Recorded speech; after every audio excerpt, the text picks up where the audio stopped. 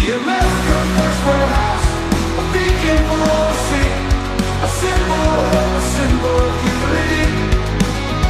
For the patriots of America, we stand tall and free. In the American First Warehouse, where our hearts will always be. We're coming to our hearts and freedom in our hearts. The American First Warehouse, a beacon for all to see, a symbol of unity. For the patriots of America, we stand tall and free. In the American First Warehouse, where our hearts will always be. Wow, there's Jesus. I see him. That's my brother, Johnny Blanket. I love you, Johnny. Here I am, Tommy Holman, friend of mine. Here it comes, my favorite part. For the patriots of America, we stand tall and free. In the America First Warehouse. That's me. That's me on my motorcycle. Rum, rum, rum. Trump, baby. Oh, yeah. Look at this party. We've been partying a long time.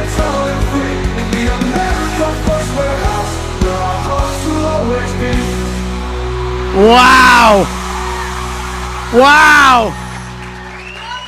That's right. I have a jingle. I have my own jingle. It's unbelievable. America First Warehouse, created by Jesus Christ, my Lord. That's how I follow. I can't help it. He takes me to places I would never imagine. I would never imagine to be here. Many years ago, I got a phone call by this guy, Gavin McInness. I heard he was a Proud Boy. That's what I heard. Proud Boys are here. We got a few of you. We probably have a few Oath Keepers, too. I know we got a lot of Popo. We got a lot of veterans. Any veterans here, please stand up. This is what we're going to do for the veterans. We're going to stand up. There's Vietnam veterans back there. And we're going to do a pledge to this flag.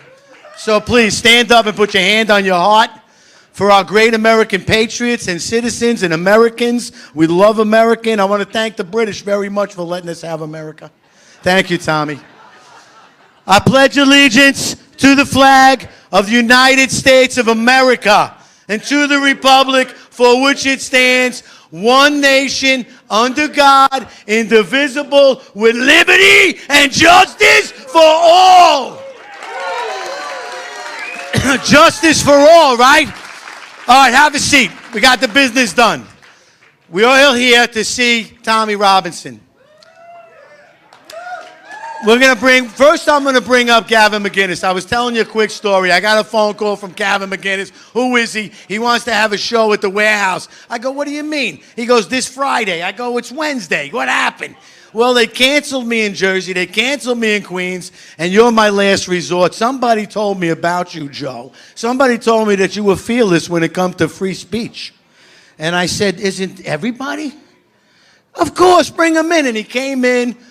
And boy, he rocked the house. We had Gino Biscotti, a regular here now at the warehouse. He came in with all his friends. It was a great show. And I said goodbye to that man, and I thanked him very much for bringing his followers here to the warehouse. And then just a couple of weeks ago, he called me up. He has a great idea, Tommy Robinson. I go, get the fuck out of here. No way, bro. That can't be true.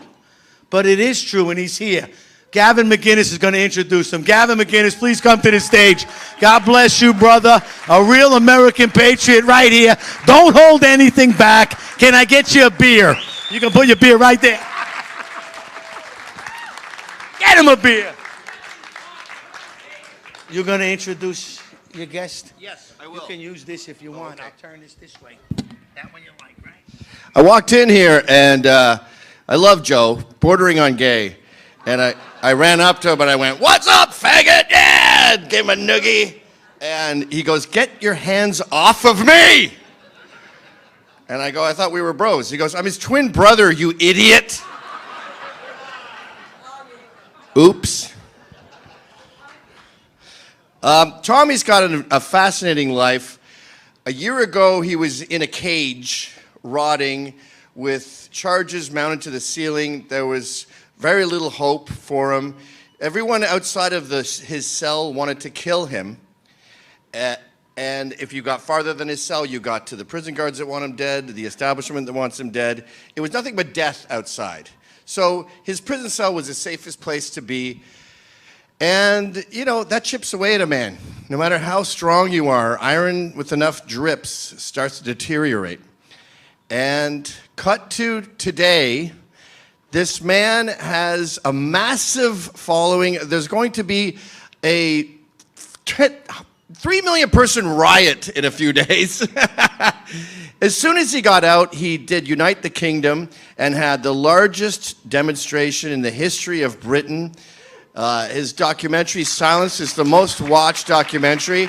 And we're going to hear about his life. It's a fascinating tale. But what he personifies to me and to most people who know him is, you got to get back up. You know, he's a human white pill. No matter how bad things are, if you just stick through it, if you do your time and you get out, you will have your own Unite the Kingdom. You will have your own revolution. And the Lord rewards those who persevere. And ladies and gentlemen, Tommy Robinson, the king of perseverance.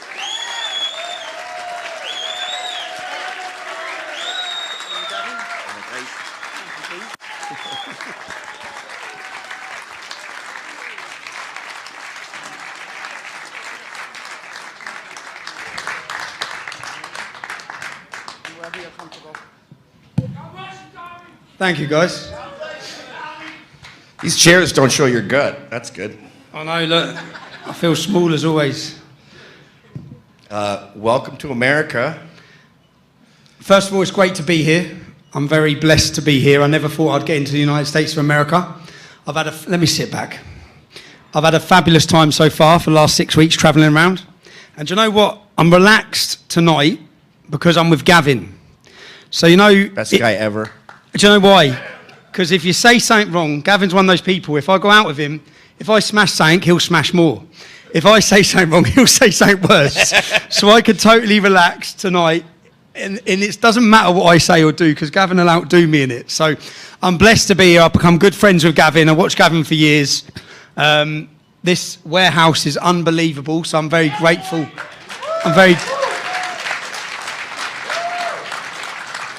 Do you know, for me to come to America, to meet all the people I've watched for so many years, to see all the people they've tried to silence, and to see where they are. I've travelled around for the last 6 weeks meeting different characters who they've tried to break down, and all those characters are now up with huge platforms. I guess we're the same. We now have a larger voice than we've ever had. Everything they've done to attack us and silence us hasn't worked. We're in the build-up now. I wish I could enjoy it a bit more, because I've got... As Gavin just said, our next event is on the 16th of May. It's going to be the biggest event we've ever done. And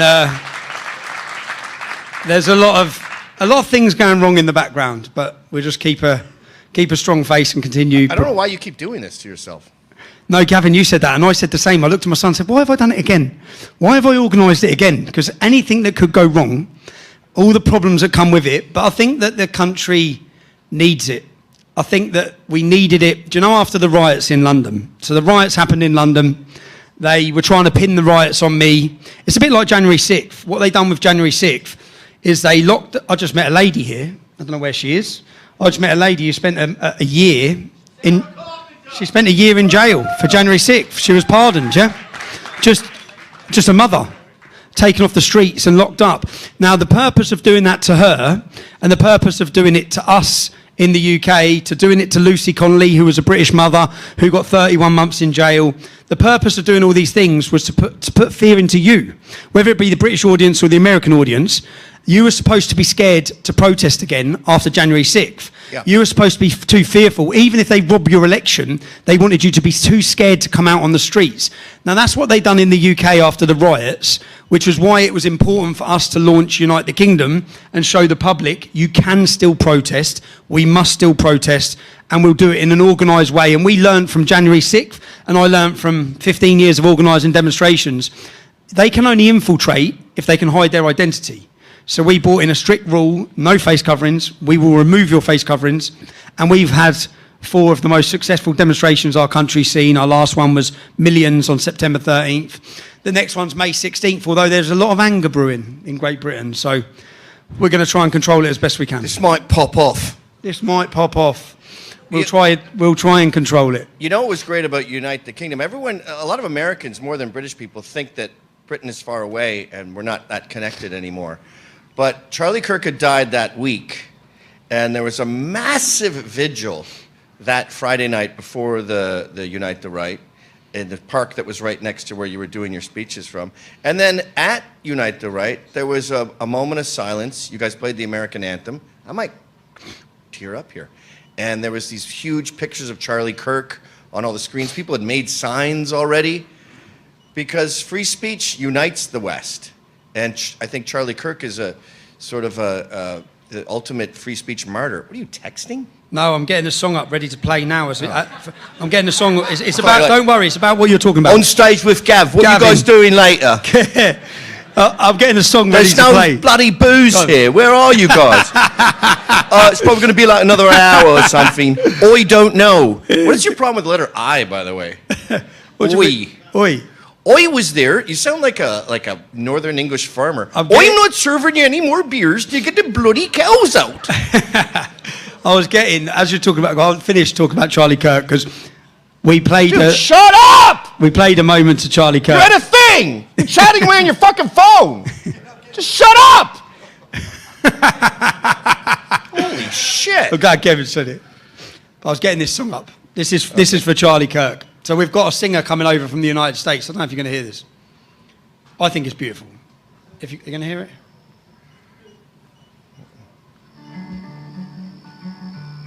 It's a bit slow. And it's for I don't have a song today. Can't seem to find the right words to say. I remember a time when freedom would reign. I'm talking to your neighbor to see. Okay, I think we get it. I'll get the chorus. It's Charlie Kirk died a martyr, not a name. Now we lost the voice, the age, gunned down in a murderous rage. I don't want a civil war, no. Only God knows what's for, though. Come on, get the chorus, Mike. Gonna say his name. You're gonna get kicked out if you keep ruining this. Here we go. Charlie Kirk got a martin on me. Anyway, so Security. we've got that song being sung live at this event as a tribute to Charlie Kirk. I personally think there needs to be a worldwide Charlie Kirk Day, where every country celebrates freedom under the banner of Charlie Kirk. Yeah. Well, when he was shot, part of me was like, okay, I'm not going to say the G-O-O-D word, but part of me was like, now people can finally realize that our enemies are not mad because we're too radical. The radical left is just like jihad. They hate us because we're infidels. And I remember when this shit was hitting the fan for me, my wife was like, can't you be more moderate? Can't you be like Tucker Carlson? This is when he was on Fox. He wasn't the Tucker of today. And then Antifa stormed his house, and his wife had to lock herself in the pantry. And I was screaming, it's not about being not moderate enough. They hate us all. They want us to die.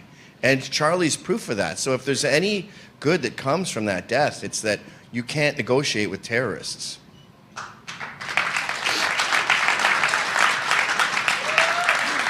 I think the numbers of university students joining up to Turning Point UK went through the roof, did it, afterwards? Which is a good sign of resistance, because you'd hope that people after that... I listened to what Charlie Kirk said in lots of interviews, and it was about not backing down in the face of all of this. So Hold on, I got to record this with my meta glasses. Go ahead. they're cool. You're recording me on your glasses, Gav? Yeah. That is so gay. Wait, that's gay? That is very gay. Look, I can see the little Turning it light off. on your glasses. Delete that from the video. But yeah, the Charlie Kirk. We're going to hold another beautiful symbol to Charlie Kirk in London on May 16th as well. He's a hero.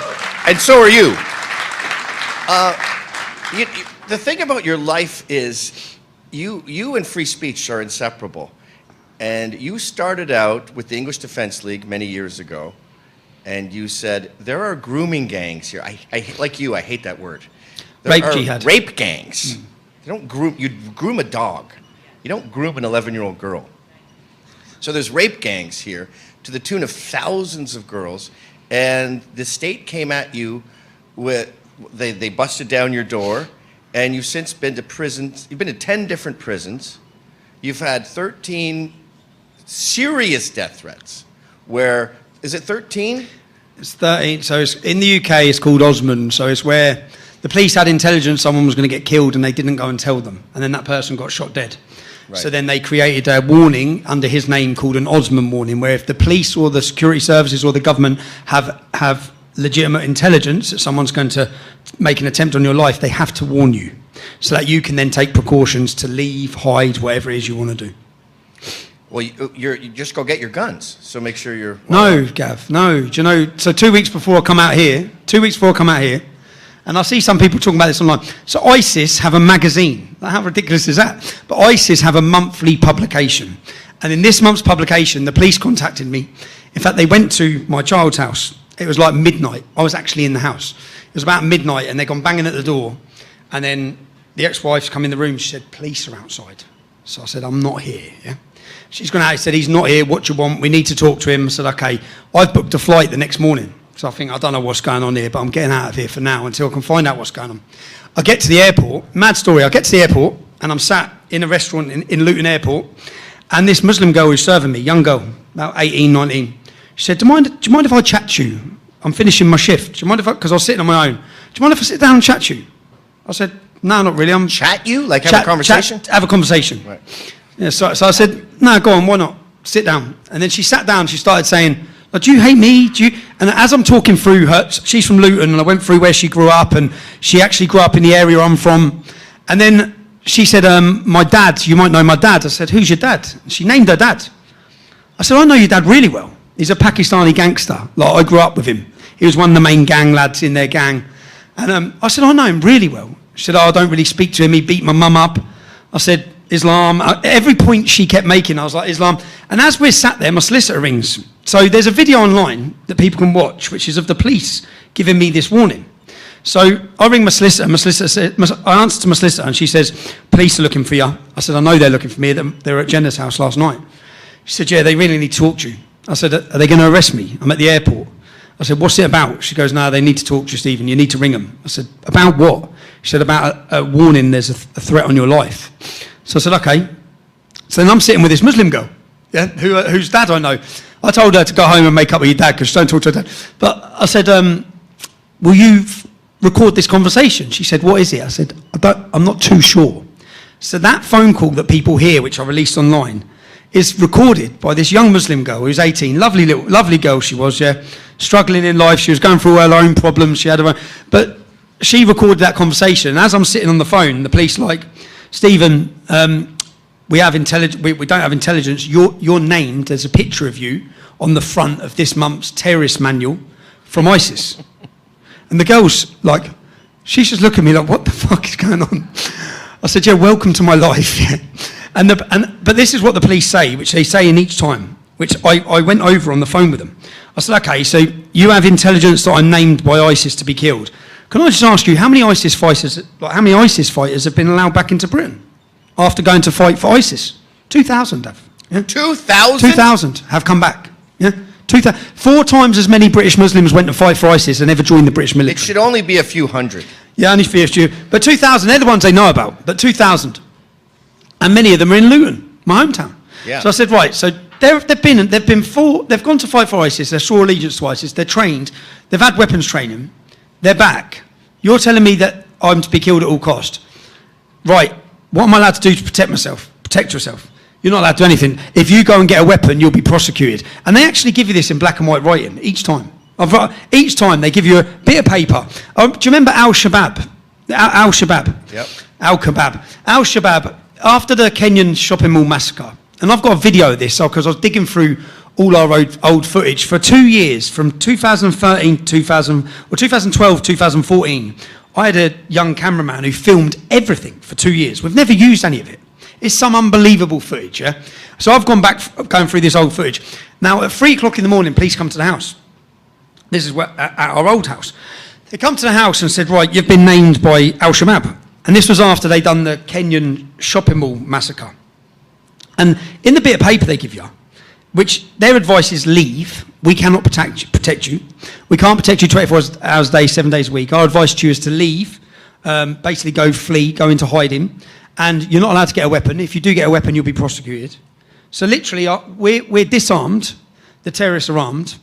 They're allowed to come back after fighting for terrorist organisations, and then it's us who are now targets. And I get a lot of this. Probably like us giving the location for here. People are like, well, oh yeah, why are you giving the location? I said, because I can't just live the rest of my life hiding over a few It sand. seems like you've run out of adrenaline. I see this with cops sometimes, where they've been in so many dangerous situations, they're not scared anymore. I think that's why cops retire after 20 years, because they start getting reckless because they don't care anymore. And you seem to have run out of fear juice. Yeah, I'm past caring. And I know my little boy's over there, but he says sometimes, Dad, what about that? I'm past caring. Well, they win, I guess, if you live in fear. So Yeah. you've been to 10 prisons, been arrested a million times. You're the only guy I've ever heard of in world history who's done 2 prison sentences for the same crime. And you know how with Trump... And there was no crime. And it wasn't a crime. For the same crime, that there was no crime. It was contempt of court. It's like telling the judge to fuck off or something. It's contempt, which is meant to be a civil offence. Right. So and when you look, the left likes to go, oh, he's a seasoned criminal. Just like with Trump, they go, he's a 34-count felon. And when you hear that, you go, oh, that's rape, arson, murder, petite larceny. And then you realize it's all the same bullshit charge. Your charges are like broke a hotel door, got in a fight one night 30 years ago, 2 contempt of courts for the same thing, releasing a documentary. Yep. What's prison like for someone like you in a Muslim country? So prison's been... I've had different experiences in jail. From my first experience when I was 20, which do you know, sometimes I hated the police for 20 years. I was an aircraft engineer. I left school and I qualified as an aeronautical engineer. When I was growing up, all my friends were in trouble and I stayed out of trouble. Yeah? All my friends were getting in all sorts of chaos. I stayed out of trouble, but they were all still my friends. I'm sorry, weren't you like the top soccer hooligan? Yeah, that I don't class that as trouble. I'm on about criminal trouble, yeah? Oh. That's a fight of football. But I was staying out of trouble, and then I was 20 years old. I'd studied for 4 years. I'd been an apprentice. I'd qualified, and I had an argument with an off-duty police officer. And He wasn't in uniform. No, he wasn't in uniform. I was arguing with my fiancée at the time. It was 3 o'clock in the morning. I never looked at what I'd done wrong, so I always hated them and blamed them. And it was 3 o'clock in the morning. We were arguing. He come out, turned up in a pair of shorts, said, right, you go that way. I'm going to walk her home that way, which was my ex-wife, which was to her mother's house. I said, no, you're not. In the court papers, which he admitted, he believed I was going to assault someone, yeah? He believed that, right? I wasn't. I didn't. So he rugby tackled me to the floor. Now, once he rugby tackled me to the floor, that's assaulting me. I didn't assault him. He attacked me, so I beat him up. Yeah, and I thought that was normal anyway. Like if you attack someone, you get beat up. And then I got a 12-month prison sentence for that, for my first offence. And I left prison and I'd lost my career. But you weren't known as Tommy Robinson back then? No, I wasn't known as anyone. No, I was just a young lad. I've seen you in a few fights. What is the secret to knocking out someone so quickly? Is it you get them on the button? I don't know. You go for the bottom of the chin, it seems? Just little man syndrome kicks in. I suffer from LMS. But like most people go to prison, they sit in a cage and they get to walk around and stuff, and it sucks, obviously. Well, I had a good time when I went to jail then. Like when I was not... because you weren't Tommy Robinson. I wasn't Tommy Robinson. Yeah. So I went to jail. I was surrounded by a male environment, all having a laugh. I made some great friends. I did. I'm just telling you, I'd made some great friends. I had a cushy prison sentence, but I come out of jail and I'd lost everything. I'd lost everything, my whole career. I'd worked for 4 years. I had nothing then. But when I was doing my apprentice, I was doing my apprenticeship for Britannia Airways, and I used to finish on a Friday at 3:30. I'd get picked up by some Irish developers, and I'd get taken to London, which is about an hour and a half, and I'd do a night shift in Merrill Lynch, the City Bank. We'd fix the ceilings, and I'd done that every single Friday for 2 years, and it doubled my apprenticeship wage. So I used to work a ghost shift. I'd finish at 3:30 and I'd work all through the night. And the Irish developer I worked for, when I come out of jail, I rang him. I said, I've got nothing. I've got no job. Yeah, I've lost my whole career, and I had a good career. Yeah, so I've lost my whole career. He said, I can only bring you on labouring. So I said, I'll come labouring, and I started labouring for him. And then when I was labouring for him, his plumber was emigrating to Australia in 6 months. So I said, who's doing your... And he was a big developer, this Irish gentleman. And I'm still friends with him now. He was a big developer. I said, who's doing your plumbing contracts when he goes to Australia? He said, I don't know yet. I said, give me your plumbing contracts. He said, what do you know about plumbing? I said, I don't know anything, but I'll know everything in 6 months. Give me your plumbing contracts.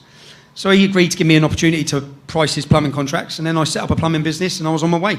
And that's how, when I started my activism come 2009, I was in jail in 2004. By the time 2009 come, I had 2 successful companies, 7 properties. I turned my life around from coming out of prison. I had a mad year when I come out of jail, but I turned my life around. But going to jail then, to going to jail years later when I was put in prison as Tommy Robinson... Well, wait, there's a missing piece here. So you were a violent soccer hooligan, and Luton Football Club, they're known as one of the most violent football clubs around. I don't see, so this is going to an American audience, this sounds stupid, yeah? Imagine you're a Mets fan, and you travel to Queens to fight Yankees fans. And there's a whole, like, Roman phalanx and structure where you go outside, there's deputies, there's lieutenants, there's a whole, it's a Roman war structure for Mets fans to beat the living shit out of Yankees fans. Let's go Mets! Okay, so you don't think it's stupid, yeah? But well, no, that's a ridiculous scenario I just described. I'd explain it as probably I found my identity going to football. So as a young man, you have to understand that as a young man in Luton, white English were a minority. We were taught to believe everything was bad about us. The emblem of our country was banned in school. Every culture and every identity... The English flag was banned in school. When it was St George's Day, they sent letters out, do not bring in the flag, St George will be suspended. So all of these messages that are coming to you, it makes you feel ashamed, or meant to make you feel ashamed of who you are. But on a Saturday, we could bring 150, 200 men, all English men, who are all coming together for a common purpose. We go and travel the country together and we fight together. Now, you don't fight people that don't want to fight. It's not like you don't just turn up and start attacking people. Right. In a football culture, everyone wears a certain clothes, so you know who you're going to fight. When you turn up, the men are from the same culture and same background as you. If I was from Millwall, I'd be one of their lads, and if one of them was from Luton, they'd be one of our lads. But you turn up, you don't beat each other up with weapons. You just have a fight about who's the best football group. And I guess my thing, which my mum still moans about now, my mum's brothers were lead members of our football hooligan group. So as I was growing up as a youngster, all I listened to every Saturday, whenever I saw my uncles, I'd listen to who they had a fight with at football. And I grew up aspiring, thinking this was great. Yeah, it is. You were correct. But I'll be honest, I miss it. Yeah. I miss it. I miss it. Turning around the corner with 50 of your friends, and at the other end of the road is another 50 men, and you run and you hit in the middle, and everyone has a punch up. We went to Bristol. We went to Bristol City, and they called us the Suicide 11. We were young. We were 16, 17 years old, 18 years old. We went to Bristol City. We'd gone into the city. We went then to Bath. And their hooligans had rung our older hooligans, because you have the youngsters, which was at the time we were the youth, and you have the elders. Now the Bristol City hooligans had rang the elders and said, we're here, which was, they named an estate called St Paul's, which is the roughest estate in Bristol. Now the elders were having a beer in Bath. We were young. We said, we've come here to fight them, and that's why we're here. Where are they? So 11 of us went back into Bristol. And as we walked, we went out into a pub, and we thought they were in the pub. They weren't in the pub. And as we're turning over a bridge, all you heard was CSF. That's their hooligan gang. CSF, CSF. And you guys were MIGs? We were MIGs, so Luton Men in MIGs, gear. Men in gear. And as we come over the bridge, 50 of them are there, and we got absolutely bad. But and I can still see my friend Fashion. They were jumping on his head. We ended up running, and then when we've rang his phone, they all sound like farmers down there, down in Bristol. And then we rang his phone, and they said, "You mad little bastards, what are you doing?" And then we said, "Where's our mate?" They said, "We've got him here. We took him to the pub. He's having a beer." And then they dropped him off to meet us. And they were just like, "You lunatics, like what you're doing." But I used to thrive off football. But now I'm a 43-year-old father of 3. I wouldn't want my son doing it. I think it sounds pretty ridiculous. But at the time, as a young man, I was full of adrenaline. as many young men are. Are you still a MIG? Are you still fighting with these guys? No, I don't go. Yeah, of course, you're lying. I don't believe you. No, I take my children to football. That's, Your eyes left me, by the way. No, You're because like, no, don't do it no more. I don't.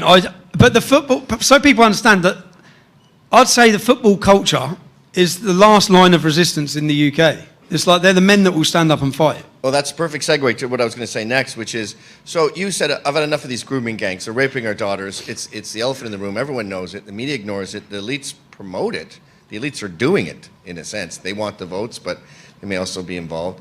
And so you say, I'm going to bring this up. Let's have a rally.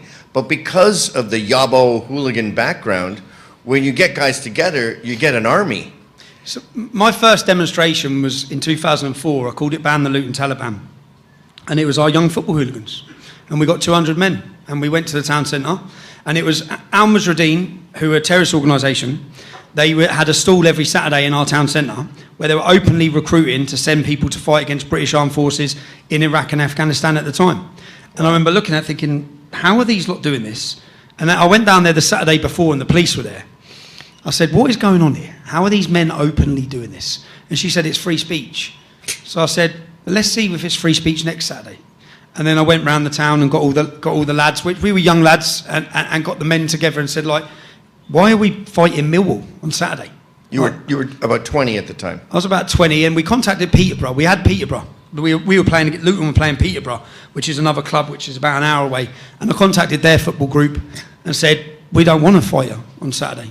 Right? The terrorists are in our town centre. We're coming into town centre for the terrorists. We're not coming looking for you. And then on that Saturday, we went into town and the terrorists didn't show up for the first Saturday ever. So they weren't there. Now but the problem I had is I didn't do it as Tommy Robinson. I'd done it as Stephen Yaxley Lennon. Don't say the real name. Yeah, shh. And I faced a full-on attack. After that, every Pakistani gang in town, everyone wanted me. I was the most wanted man in town because I made leaflets prior to this, and I blitzed the whole town. And the leaflet ended up on the front page of the local newspaper. And the leaflet named their gang. Their gang is called the Gambinos. That girl I was talking about earlier, her dad was one of their gang. Their gang's called the Gambinos. And in the leaflet, I said that heroin dealing Muslim gangs are using Muslim gangs. Yeah, they're using heroin as a weapon to get our young daughters hooked on drugs so they can pimp them to paedophilic gangs. Now, this was 2004. This is what everyone now knows as grooming. And in the leaflet, I said, if I know what businesses they're using, we know as football lads, we know what companies use it, who's active doing it. How is no one doing anything about this? And because the gang's name ended up in the paper, and I linked them to terrorist groups in the article as well, that basically the leaflet was taken and put on the front page of the Luton News, my local newspaper. But all the Pakistani gangs after that wanted my blood. It's such a weird, like, I understand starting a gang. It's hard to make money. I'm going to sell cocaine. I'll do a lot better. I understand if you're a violent person, you want to stab your rivals, and I understand all the drug war stuff. But you're starting a gang, and then one guy goes, what about if we also fuck 11-year-olds? I would go, no, let's not do that.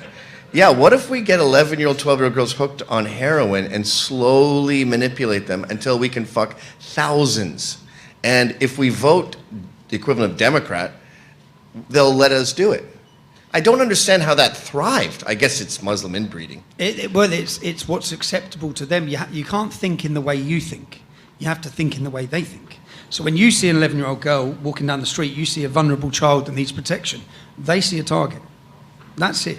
They see a target that deserves to be punished. Because of their views on women, their views on non-Muslim women. And I know some people, when we started the English Defence League, we take a lot of rap and people talk about our poor behaviour at times, or you was a football hooligan, yeah? Well, if I wasn't and didn't have that upbringing of fighting growing up, I'd have run away after the first punch in the nose, yeah? Right. It's the reason I haven't run away. It's the reason that I've continued to stand up. It's because I've been used to an upbringing of violence and facing violence in my hometown of Luton. So, but with regards to the Islamic gangs, what we found, fast forward 5 years, we get to 2009, that's when we set up the English Defence League, and it was after they attacked the soldiers in our hometown. So we're in Luton, 5 years on. By this point, I've got a successful company, yeah? I'm doing well, I've got children, I've moved out of Luton with my family, And that same group that we'd opposed 5 years earlier, the same terrorist group, remember, we know they are. Kids I went to school with are part of that group. We know them, yeah? We've had wars with them growing up. So we've had that. Who would not turn their ringer off? So I don't think she can hear it. Oh. So that same group is then doing that in 2009. And then we had a meeting afterwards, and the police turned on us that day. I was there that day. The police turned on us, and afterwards we had a meeting with some of the lads and said, we've got to do something. Like, we don't have a choice here, yeah? Because if they've done that, they attacked the soldiers and they spat in the soldiers' mums' faces. They spat in. Scott Muntridge was 26 from our estate. He died in that regiment. Michael Swain was 19. He lost his legs. And they absolutely took liberties. And every time you hear Luton, which is our town, we're passionate about. I think I'm quite tribal. I'm passionate about my school. I was passionate about my estate. Passionate about my town. Passionate about my country. I feel an allegiance to whatever it is that I'm linked to, and I want to fight for it. So each time they've done that to Luton, I thought every time you hear our town's name, it's to do with these jihadists and these scumbags who don't represent our town. Well, Muslims are like 60% of your town now. They are now, yeah. We went to a football match, which is a different sport there. It's soccer. I don't know if you guys know that. The real football. So we went to a soccer party, and they get real mad when you call it soccer, by the way. I don't know why. But we were watching the soccer game. I'm just twisting the knife now. And I love soccer as much as the next guy, but you're a huge soccer guy. And so we're at your soccer party. And and you showed me the audience. You said, this is all Luton people. They're all white, by the way. And not one of these people live in Luton. And no one from Luton, who lives in Luton, was at the Luton football match. Because they're all Muslims, they don't give a fuck about. So everyone in my generation from Luton has left Luton. I will say one thing that was trippy. The goalkeeper at the end of the match took his gloves off, walked over to Tommy's son, and like a knight, presented his gloves to Tommy's son, who was probably like 10 at the time. Amazing. Yeah, my son loved it. You probably don't remember it, do you? But yeah, so. But there's two things going on here too. There's class. So the EDL, the soccer hooligans, they're seen as lower class. The elites, I think I blame Tony Blair for this, but he came with a stupid idea of importing hordes of I think they imported lots of Indians and it didn't go so bad. So they thought, well, let's do it again, but with Pakistan. But they don't realize that Muslims, when they get over 10%, you get violence, you get rape. Over 2%. And instead of going, oops, we made a mistake, let's just keep hiding their bad behavior and we'll still get the votes. So when you exposed it 15 years ago, it wasn't just anyone exposing it. There wasn't some posh, journalist at the Daily Record. It was a working class guy, and those are their two biggest fears, the working class and the Muslims we accidentally let in to get votes. And we didn't plan it, remember. So I've gone from, had that little demonstration 2004, 2009, we set up, after they protested against the soldiers, we sat down together, with my cousin Kevin, and said, like, we have to do something here, yeah? We have to make a noise about this, so what are we going to do, yeah? So we decided to set up a group called the United People of Luton, and I knew what the police would do, yeah? So I hired a wedding photographer. You can watch these videos. They're on YouTube under Luton Protest, yeah? The channel's called Luton Protest. Go on and watch them. They're called the United People of Luton. This is our first ever demonstrations. And I went, and I didn't know you were allowed to protest. I didn't know any of your rights. I didn't know there was left wing, right wing. I didn't care. I was just earning money, trying to make money as a working class lad. And we turned up, and when we turned up, I paid this wedding photographer, I remember it was £450. So I said, I want you to just come film everything for the day. Film everything, yeah? So as he's filming us, we've got stopped. The police have stopped us all, and they're coming from everywhere. And then they're taking our names. What's your name? Where do you live? Take your shoes off, searching us. And as they're doing that, I said, I watched them attack our soldiers on that morning, 3 weeks ago. You didn't ask them their names. You didn't put cameras in their faces. You didn't search them. So why are you searching us? Why do you think you're treating us like this? And what they did then, they set up they kettled us in. And all we wanted to do was get to the War Memorial. There was probably about 300 or 400 of us, yeah? But there was women, it was a community. It wasn't all football hooligans. And then they kettled everyone in. And they didn't let anyone leave for 3 or 4 hours. My auntie had to urinate in the street. And as this was going on again, I was like, they wouldn't do this to them. No. Muslim women would not have to piss and urinate in the street. Yeah, they would not treat them like this, and that. So then off that, and then they smashed my mates. He was a black lad. They knocked his teeth out as they come past on a horse. All this is on video, and the horse comes in, he whacks him, and the police were all aggressive. They drew their batons on us, and then we've gone there, and after that day, it's gone from hold on a minute. You actually think you can treat us like this and it become more not about what the Muslims have done. It become about our local police think they can do this to us in our town. So that started, and then a week after that, there's 2 bank holidays in May. So this was on the Sunday bank holiday in May. And Wait, I got to interrupt you. We have an important award I got to give you in 1 minute. I'm going to go get it. But finish that story. I'll be right back with the award. Go on. Chuck out talking, yeah, Gav? Yeah, okay. What's he up to, eh? What's okay? Okay. Well, so there was St George's Day on the 23rd of April. They've attacked our soldiers. You can check the date of that. I think it's mid-April. Then St George's Day is 23rd of April, when we all come out in our town centre to celebrate being English. They banned St George's Day.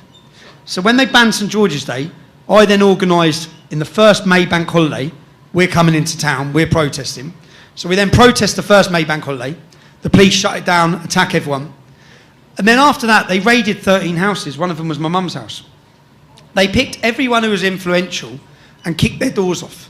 And when they come in the build-up to this, I'd set up a petition demanding that the terrorist group were banned from our town. So I tried to present, we got 3,500 signatures. No one would meet us. The council wouldn't meet us. The police wouldn't meet us. So we were trying to hand in this petition to ban the terrorists. They kicked off 13 addresses. One of them was my mum's. I wasn't there. And everyone they arrested, they gave bail conditions not to enter the town centre 24 hours a day, 7 days a week for 3 months. So we sat there and thought, so rather than ban the terrorists, they've attacked our soldiers. The police have attacked us. We want them banned. You're banned us. You've now banned us. Yeah? So the next demonstration, which is when it got heated, I rang the police before, about 500 lads, and at this time I went to every estate. Like in Luton, we have rival areas. No one likes each other, yeah? Luton's a rough town. But this estate hates that estate estate hates that estate. And I went to all the estates. And I went to all the English lads and said, lads, on Saturday, we need to come into town together. And there were people turning up who hate each other. But I said, on Saturday, we're all England, yeah? We have to do something here. And when we met up on that Saturday morning, because there was, remember, the police, I was wanted, yeah? I weren't meant to be in the town centre, but they hadn't arrested me yet. But the other lads weren't. I gave everyone balaclavas. So, and this is the imagery that went wrong. And we all had Luton Town football T-shirts that said, no surrender to Al-Qaeda, because we used to wear them everywhere anyway, yeah? We had a real fight against the terrorists for years. So when we turned up, about 500 lads turned up. And you can watch the video of this, because it's pretty electric. And I rang the police beforehand, anonymously, and said, I'm ringing up about the event that's going to happen on Saturday. If you don't let the men get to the war memorial, I'm telling you, the town's going to burn. Yeah? It's kind of what's happening on May 16th, 15 years later. But we learned so much from these events. Right. Yeah? So from that, I said, look, lads, I'm telling you, I don't want to see the town burn. It's our town. Yeah? Yeah. But people are going to go here. People aren't backing down here.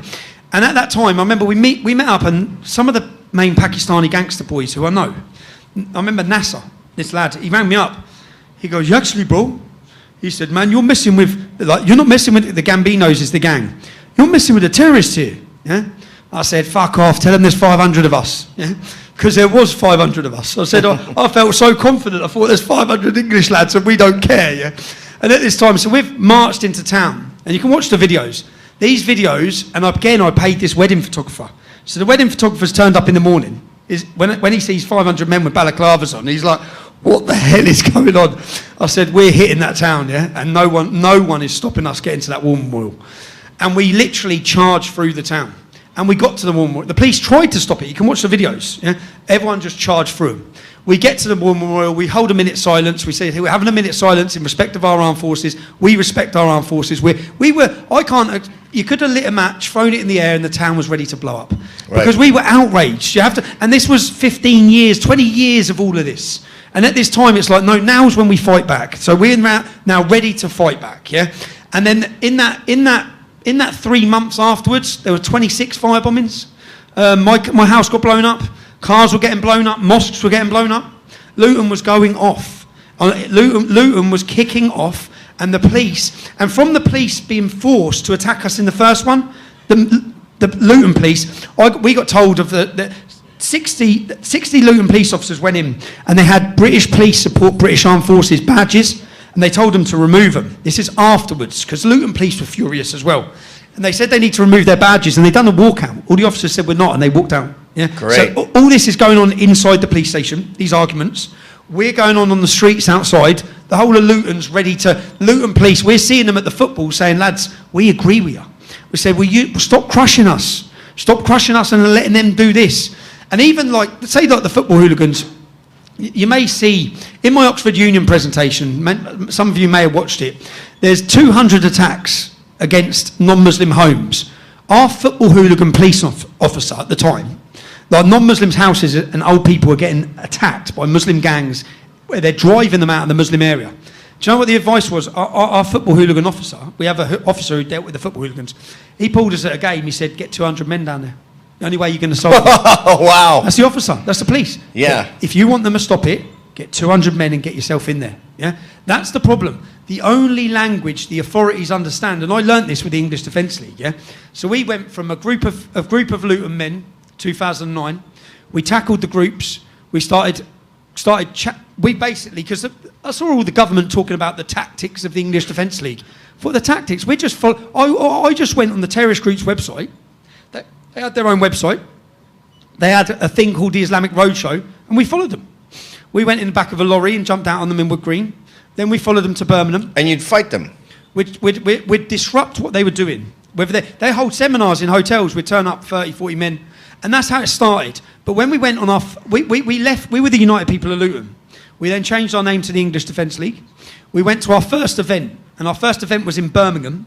And that same group that had attacked our troops held an Islamic roadshow in Birmingham. So I'm sat there following them and watching what they're doing online. And a young boy called Sean, who was 11, was shopping in the town centre. And there's hundreds of Muslims. And I used a video of this. You can watch this online.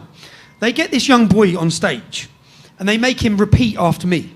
And they convert him to Islam, yeah? Oh, I've seen that. And they're all screaming, disgusting. Allah Akbar. He's 11, yeah? Ugh. And I remember watching it thinking, well, they can't do that. You can't do that in Luton. You're not converting 11-year-old kids in Birmingham, not without a reaction. So then I said, right, we're going to Birmingham, lads. And I said to all the Luton lads, we're going up to Birmingham. We're going to do, the next time they're there, we're coming. Yeah. So we looked and we went, it was a stupid move because Birmingham's one of the most densely populated Muslim areas. We went there in a bus with 50 lads. The bus had no windows left. The police ended up locking us in a pub for 3 hours because they couldn't get us out of there. When they got us on the bus... What a nightmare that must have been, to be locked in a pub. It was chaos. I couldn't imagine. But do you know what? What could you do? Do you know what come from that?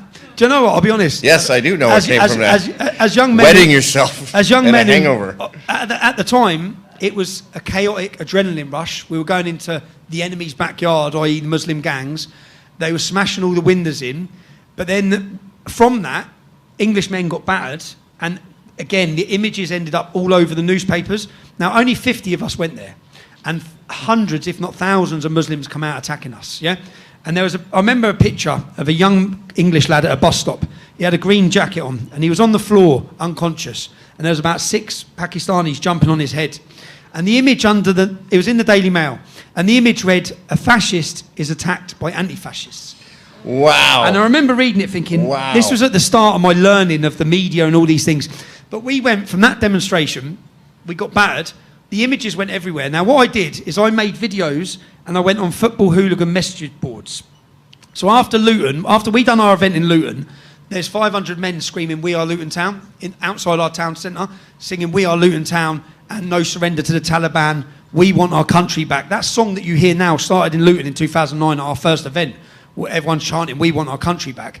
And I took the videos and I went on the football messaging boards for other clubs. And I said, "Luton stood up today, what are you going to do? Luton stood up, where are you? Where are you? Where are you?" We went from being beaten up in Birmingham, we then watched online as Muslims bulldoze Christian graves in the city of Manchester and in Longsight. So I said, right, we're going to Manchester. Yeah. We announced that And we're only a little group with a Facebook page that said Luton are now turning up in Manchester against what they've just done to the Christian graves. And when we turned up, remember we've gone from 50, 2,000 young English men turned up. All of them like that. And I remember going, this is the birth of the English Defence League. I remember standing there going, what do we do now? Like, now we've got, and then we went from that, we went to Stoke, 4,000 men turned up, we went to the next one, and literally, I remember watching the police on TV saying, we don't know what to do, they're coming from everywhere. Yeah? Well, how many was United Kingdom? It was like 3 million. United Kingdom was 3 million. So all these, I learned a lot doing the English Defence League. I learned we were young, we were angry, we had to, the tactics we used and the, whether you call it aggressiveness, was needed at that time. Yeah, that's what I want to get to. So they hear about this aggression, they hear about this anger, and they go, you're just a bunch of racists that hate Pakis or something. I think this is going to be a huge bummer. So if you're eating, I would wrap it up and put it away.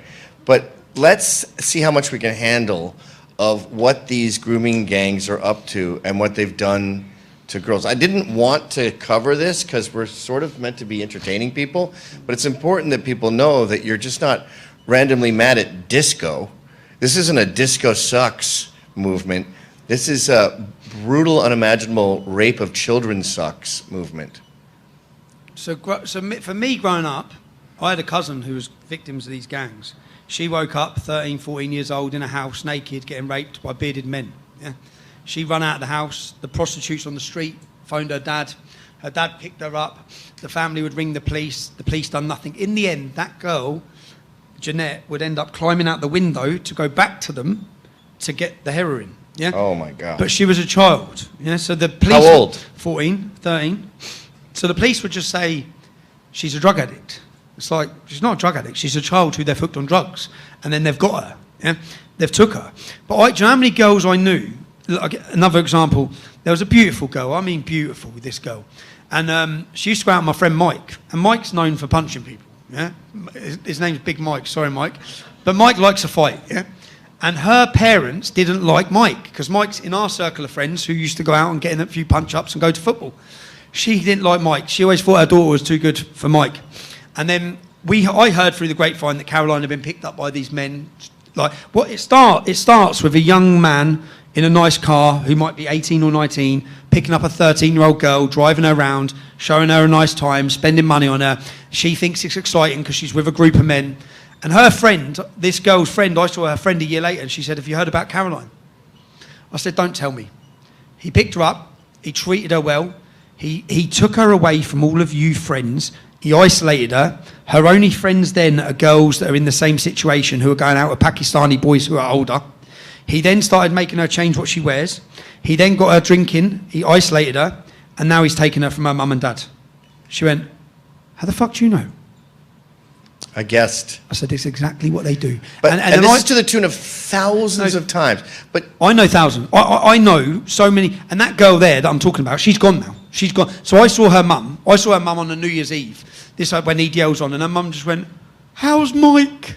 Which was my mate who used to punch people. I'm thinking, yeah, I bet you want to know how Mike is. Because her mum didn't like. But then she just cried her eyes out. She said, they've took her.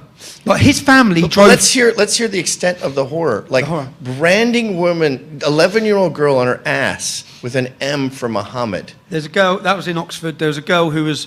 They got a hot iron rod and they heated it up with the letter M. And they scolded her bum because she was the property of Muhammad. They took another young girl and they nailed her tongue to the table. They took another young girl out to the woods and they poured. If you watch our documentary series, The Rape of Britain, we've done a 5-part episode. One of those girls they took up to the woods, and after making her give him a blowjob, they then urinate all over her. But some of the, do you know what? One dad. They poured gas all over her. Poured gasoline and threatened over her with lighters. Yeah, and then they threatened the girls, the children, because they're only children, 11, 12, 13. They threatened them that they'll kill their mums and kill their dads. And most of these gangs are armed as well. Do you know one dad in Blackpool? I see a dad in Blackpool. So when I moved out of Luton with the English Defence League and started going to other towns and cities, it was a mass movement, and it went so quick, so fast, and it was exciting, and we were in towns and cities. I remember we set up divisions like you did with the Proud Boys, yeah? We set up, go on the Proud Boys. Proud Boys representing here tonight. But we set up divisions in different towns and cities, and I can remember there's a song, Alex and the Bandits, and we went to one of the first events, and we're in a pub, and there's we've got music going on, and then a lad come out with a balaclava and no t-shirt, which was pretty symbolic for the English Defence League at the time, yeah. And he just started playing a song, and it became the English Defence League anthem. Nice. And he had a balaclava on, and he's singing this song. At the time, it was just like, what is happening, yeah? What is happening? And we were going from different towns and cities, and at times it was described as a drinking club with a website. But it was about giving people the sense of identity. The reason they couldn't break the English Defence League was because of identity, yeah? Because it was a strong identity of who we were as a movement. And then when we went to different towns and cities, I was meeting families whose daughters were gone, like literally sitting down with them. And I met a dad, and they took his daughter, and they'd phone him. This is a father and a son, Muslim, both raping his daughter, and they'd ring him so he could listen as they're raping his daughter. And do you know, he rang me. I remember after the English Defence League, I sat there. I kept in contact with him, but they took his daughter. She was gone. Because once a kid gets to 16, there's nothing the police can do. Once they're 16, there's nothing the police can do. That's no longer grooming. She's an adult. But they've got her, yeah? And he rang me like 3 or 4 years later. Tommy, she's home. So She's what? home. She's home. Mental. Wow. She come home with 2 kids. But she come home. But that's happening in every town and city. Men just losing their kids. And I remember, do you know the imams in Luton? When it was kicking off in Luton, the imams called a meeting with us. And I went to a meeting with their main imam. His name's Kadir Bask. He's basically the jihadi leader, yeah? And they called a meeting, and we went to a meeting in the town centre. And at this time, as I said, there was a lot of trouble going off in Luton. Luton's got a lot of lunatics from our community as well. And they said, we've all got to live in Luton. That's what this is, the religious leaders. I said, yeah, we know. And they said, well, we're going to make sure you can walk down the street. I said, I can walk down the street anyway, lads. I don't need your permission to walk down the street. And they said, well, but there's so much chaos going on, because I think their taxis were getting hit and all these different things were going on. And I said, do you understand about our daughters? And I was on about the girl, one girl. I'll give the instance of one girl. You've took her. You've took her from her family.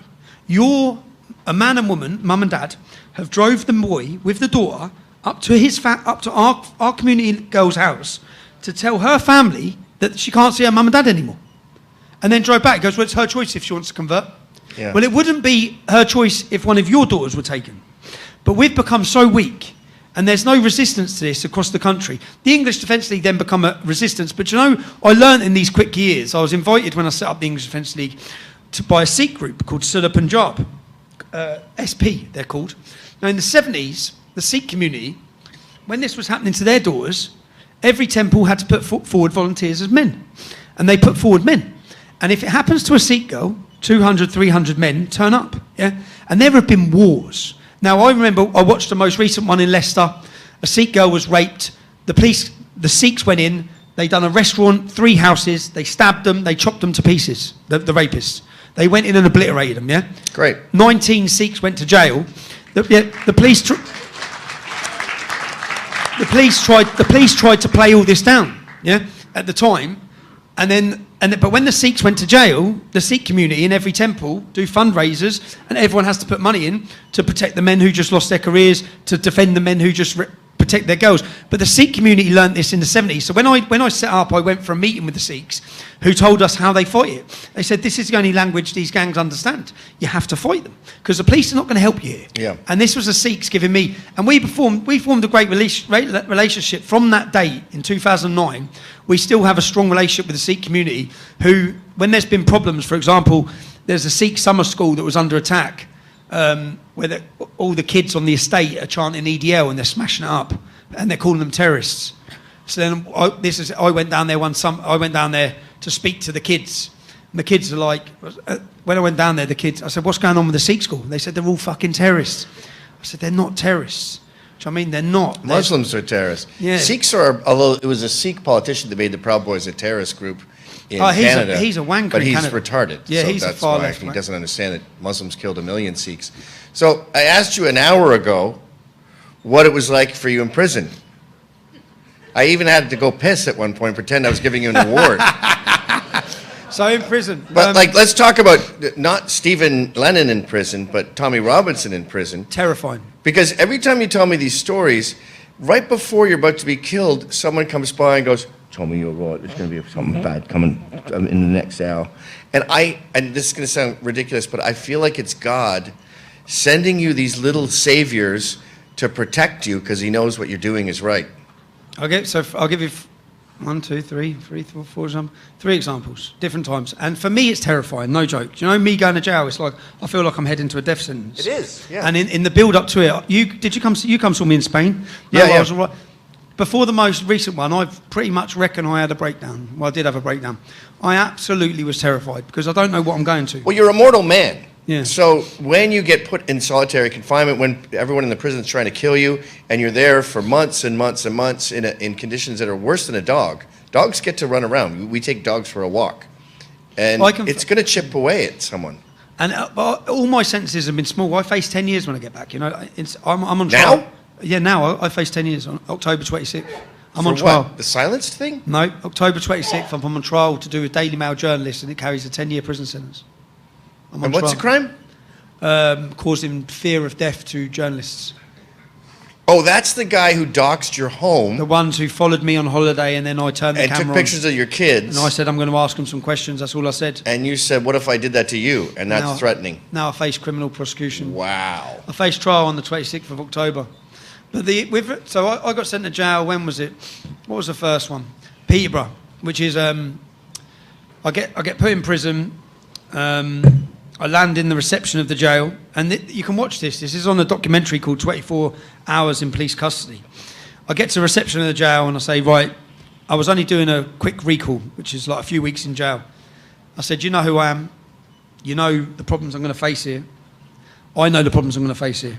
So I was sort of inviting them to just put me on solitary, yeah? But I didn't want, my pride doesn't let me ask, yeah? Yeah. I can't ask.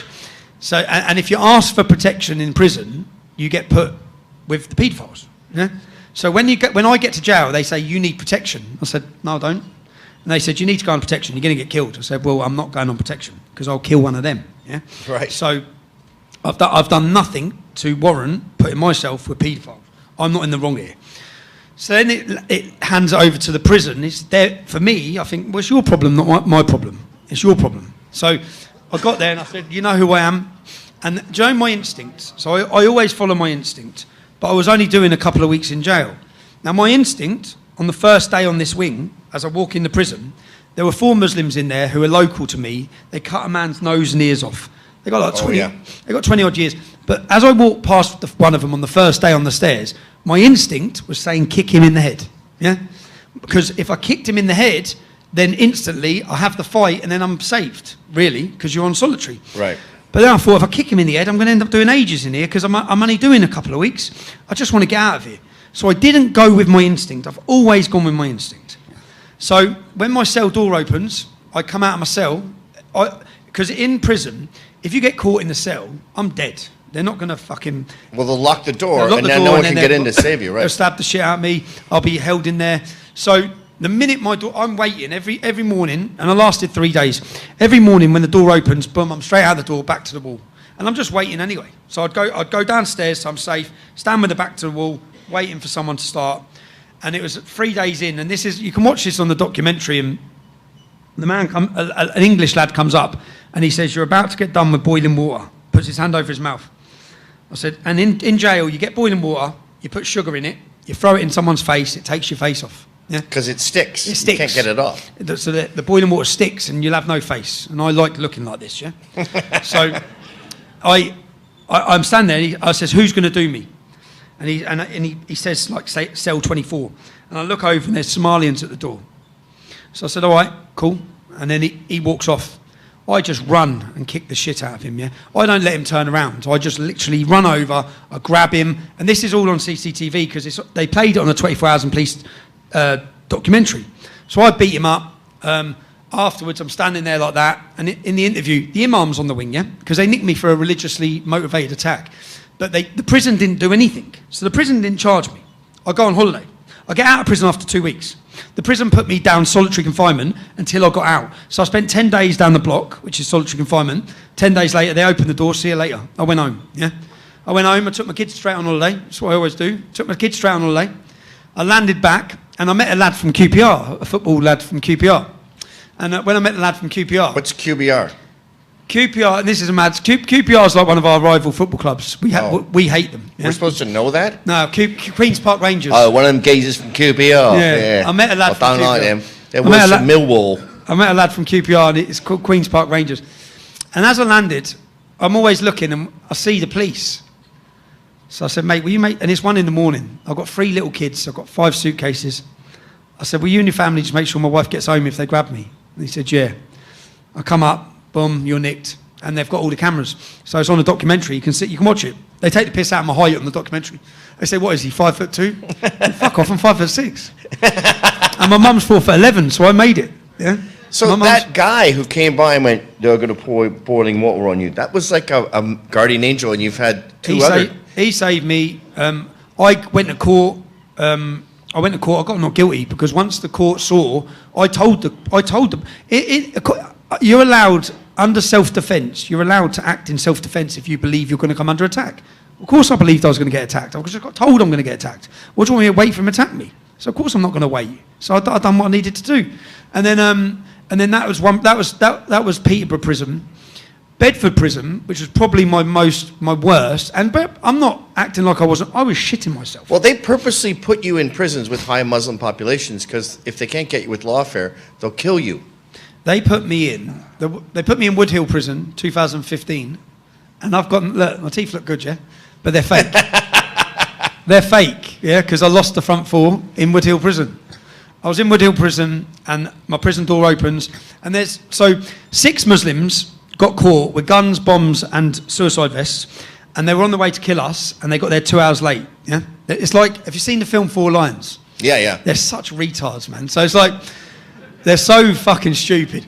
But these Muslims have turned up. So we're in one city, and there's a video of them walking through where we were when no one's there 2 hours later. Yeah. So they've obviously fucked up. I don't know what's happened. They've got there late. They've got their car boot is full of guns and bombs. And then they drive home with no car insurance. They get pulled over by the police. So in the UK, if you've got no car insurance, the police didn't search the car. The police just seized the car.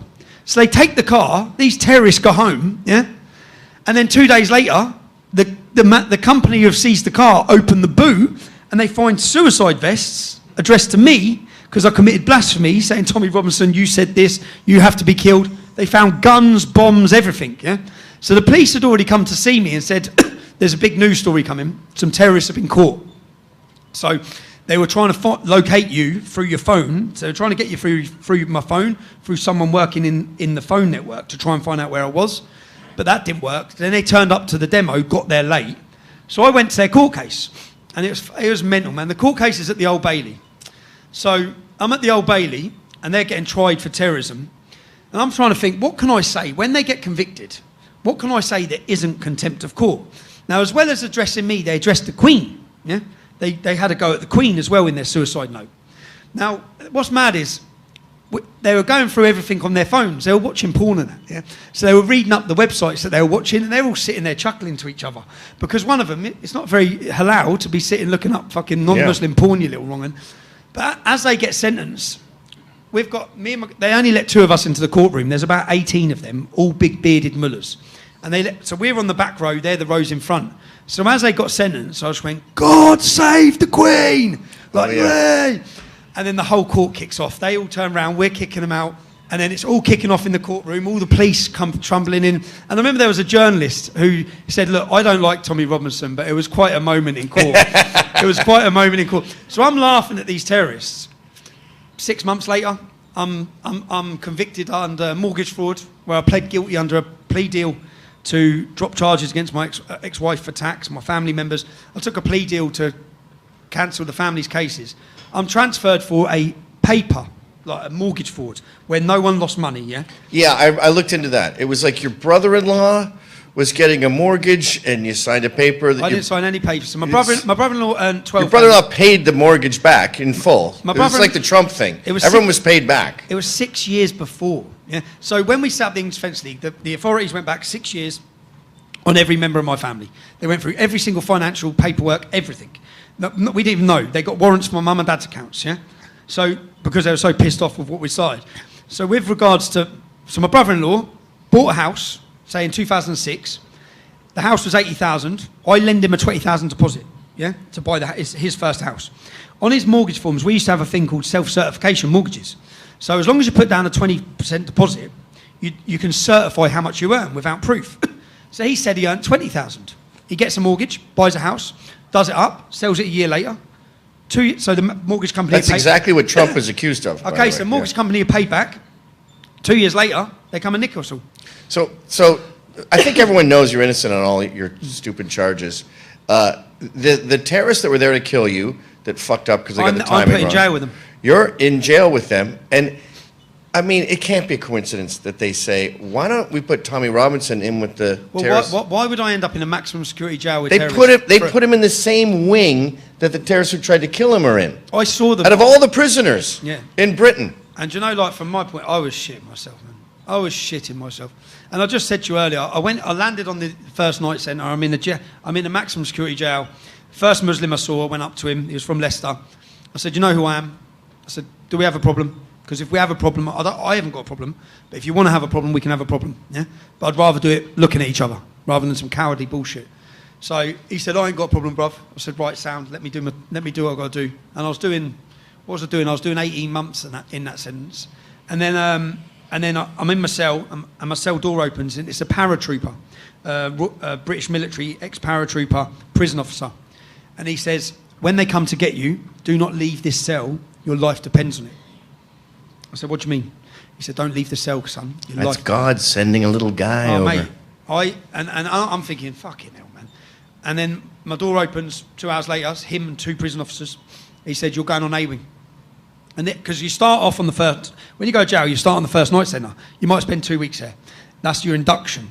You do all your induction, and then they bring you to a prison wing. There's all different prison wings. So this is in Woodhill Prison, maximum security prison, where I've just come out of recently. So they said, "You're going on A-wing."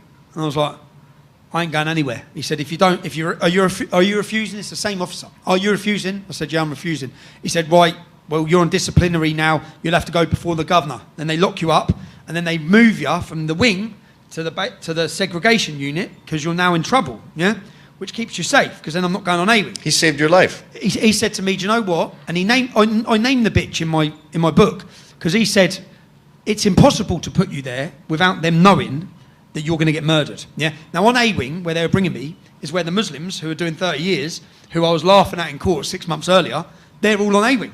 There's no cameras on the wing, so now there's cameras. Back then there was no cameras on the wing, so I'd have got killed. Yeah, I'd have got absolutely murdered. It's demonic. Yeah, Sending a prisoner there because he's a threat to your political career to be murdered is demonic. Well, and he said she'd have got done for corporal manslaughter, but for you, you'd be dead. And I was very grateful to him. But I then go to see my lawyers. So I go for a meeting with my lawyers, and there's a waiting room similar size to what we're sitting on now. And when I come back from the waiting room, and bearing in mind, look, I'm not a big fella, yeah. Everyone's You're 5'2". I'm blessed. My mum's 4'11". But everyone wants a piece of me.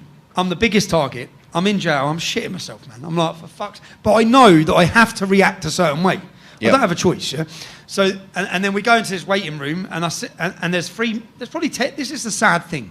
There's probably 10 men in there, 3 Muslims. And I see the beards as soon as I walked in, because they all have the big beards. And I see the beards. I didn't bother sitting down because there's all seats. I just stood with my back to the wall. Prison officer locked the door. As soon as the door was locked, bang, we're all fighting. And as we're fighting, that's where I lost my teeth. I got battered, yeah? And it probably was 60 seconds, but felt like 10 minutes. Well, so that was an accident you ended up in that room? Well, the prison officers locked me in there, so they knew what they're doing. Oh, okay. But it was the Muslims, I could tell by the look on their faces, they didn't know I was coming in there. It was kind of an accident. If they knew, they'd have blades, weapons. Right. They looked like, oh my God, it's like handed on a plate, Tommy Robinson. And then it's kicked off. And I remember the Sun newspaper run a celebrationary story. The newspaper said Tommy gets done, because the news obviously hit the outside that I got beat up in jail. But I lost my teeth. And then I got transferred from there. But do you know what's the sad thing is? You know the little wanker that I'd pulled on the first... When I said to the bloke, if you've got a problem, we'll have a problem. If not, I don't want one. He's one of the ones attacking me. Always away with them. He's one of the ones attacking me. There was 3 of them attacking me. Then I get transferred from there, and I'm black and blue. And I land in Winchester Prison. And I go to Winchester Prison, which is... I had a good time in Winchester after this. But I land in Winchester Prison, and I'm looking, and then there's all Muslims there. And as I come out, I'm like, you? And I'm ready to bear with anyone. He goes, I'm a Christian, bruv, as I come out. And I'm waiting, I got locked up, and everyone's, Tommy Robinson's on the wing, Tommy Robinson's on the wing. And I'm shitting myself again, yeah, because there's loads of Muslims there. I'll say loads, 100 prisoners on the wing, 10 Muslims on the wing. It don't take many of them, yeah. My cell door opens next morning, there's 5 men waiting. They said, Tommy, we've got your back. I was like, oh, thank fuck for the Isle of Wight. These lads are from they're from our little island called the Isle of Wight, a British island, yeah? And if any of them ever watched this, I've never felt so, because I'd been on my own. I was always on my own. And I was like, right, now I'm not on my fucking own. Now let's see who's saying so. So then, and I had a good prison sentence. Madly, I had a kid, and this is a small world. I had 2 Afghani boys I went to school with who I was real friendly with growing up. Still have a lot of love for them. In fact, the most recent sentence I was on, one of them's doing 28. He's doing 28 years, Imran, and we spoke to each other through the Imam. My first week on the sentence, this time the Imam come to my cell. He said, Imran sends his love. I said, twin, like, 'cause he's identical twin. He said, yeah. I said, fucking hell, I'd spoke to him 3 years prior, but he's doing a 28-year sentence. But we grew up together. And so when I went in this time, the main Muslim on the wing said, twins speak very highly of you. I said, and we're miles away, we're 5 hours from Luton. I said, how do you know them? He goes, I work with them, because they're all drug dealers. He said, I work with them. I said, oh, right. And then I had a good prison sentence in Winchester. What was the one where you walk in and you're looking up like a Clint Eastwood movie at all the prisoners and they're screaming at you? Bedford Prison. So Bedford Prison's my local prison. You enjoyed that particular... No, I did. Well, look, I didn't enjoy... I enjoyed... I walked into prison, and again, I'm not going to pretend because I'm scared, yeah? I'm truthfully shitting myself. But I walked in... What was I doing? I was doing a 12 months. And I looked at the... By the way, whoever's talking over there, I'm going to kill your entire fucking family. I'm going to start with your cousins and slowly work my way in, and you'll be the last to die. I'm all right. Sorry. Yeah, so I walked in, and I looked at the prison officer on reception. I said, you've got a brother called Mark. Bedford Jail's my local jail, yeah? So all the kids I grew up with will be in that jail. I looked and said, you've got a brother called Mark? He said, yeah. I could just tell by looking at his face. I said, I'm mates with your brother. He goes, I know you are. I said, oh, right. I said, right. This is a prison guard. You're in with the prison guard. So I think I'm all right. Yeah? So I said, right, where's all the Muslims? I said, which sentences? Because there was a big case, loads of Somalians in the town next to Luton. A couple of them got shot dead. It was a big case, and there was all riots in the Crown Court case. So I said, are the Somalian kids in here? Because you see, if someone's doing 2 years or 3 years, they might stab me, they might hurt you. If they're doing life, they're going to kill you. They're nothing to lose. So it's a whole different ball game. So we found out the Somalians are all on A wing. Most the Muslims are on A wing. A wing's 300 prisoners. It's a big wing.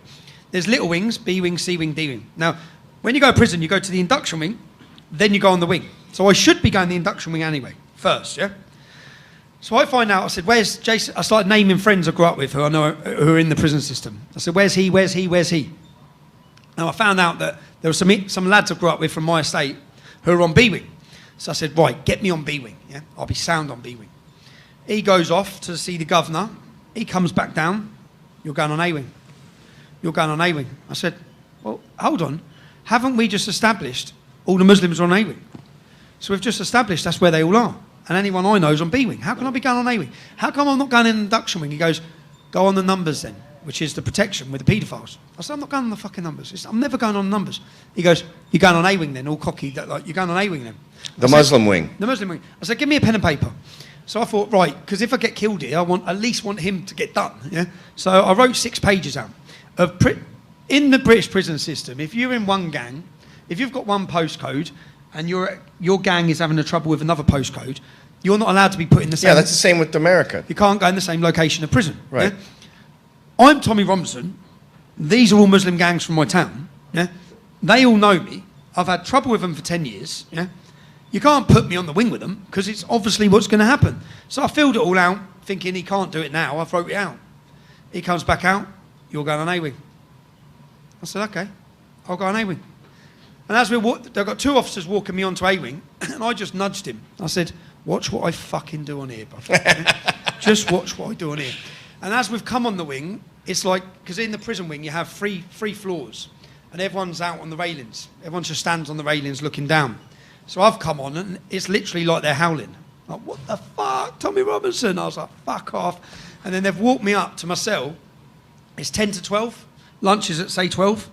They put me in my cell. I went straight to the window. I was like, because everyone goes on about paedophile wings in jail. I was like, if your prophet was here, he'd be on the fucking paedophile wing.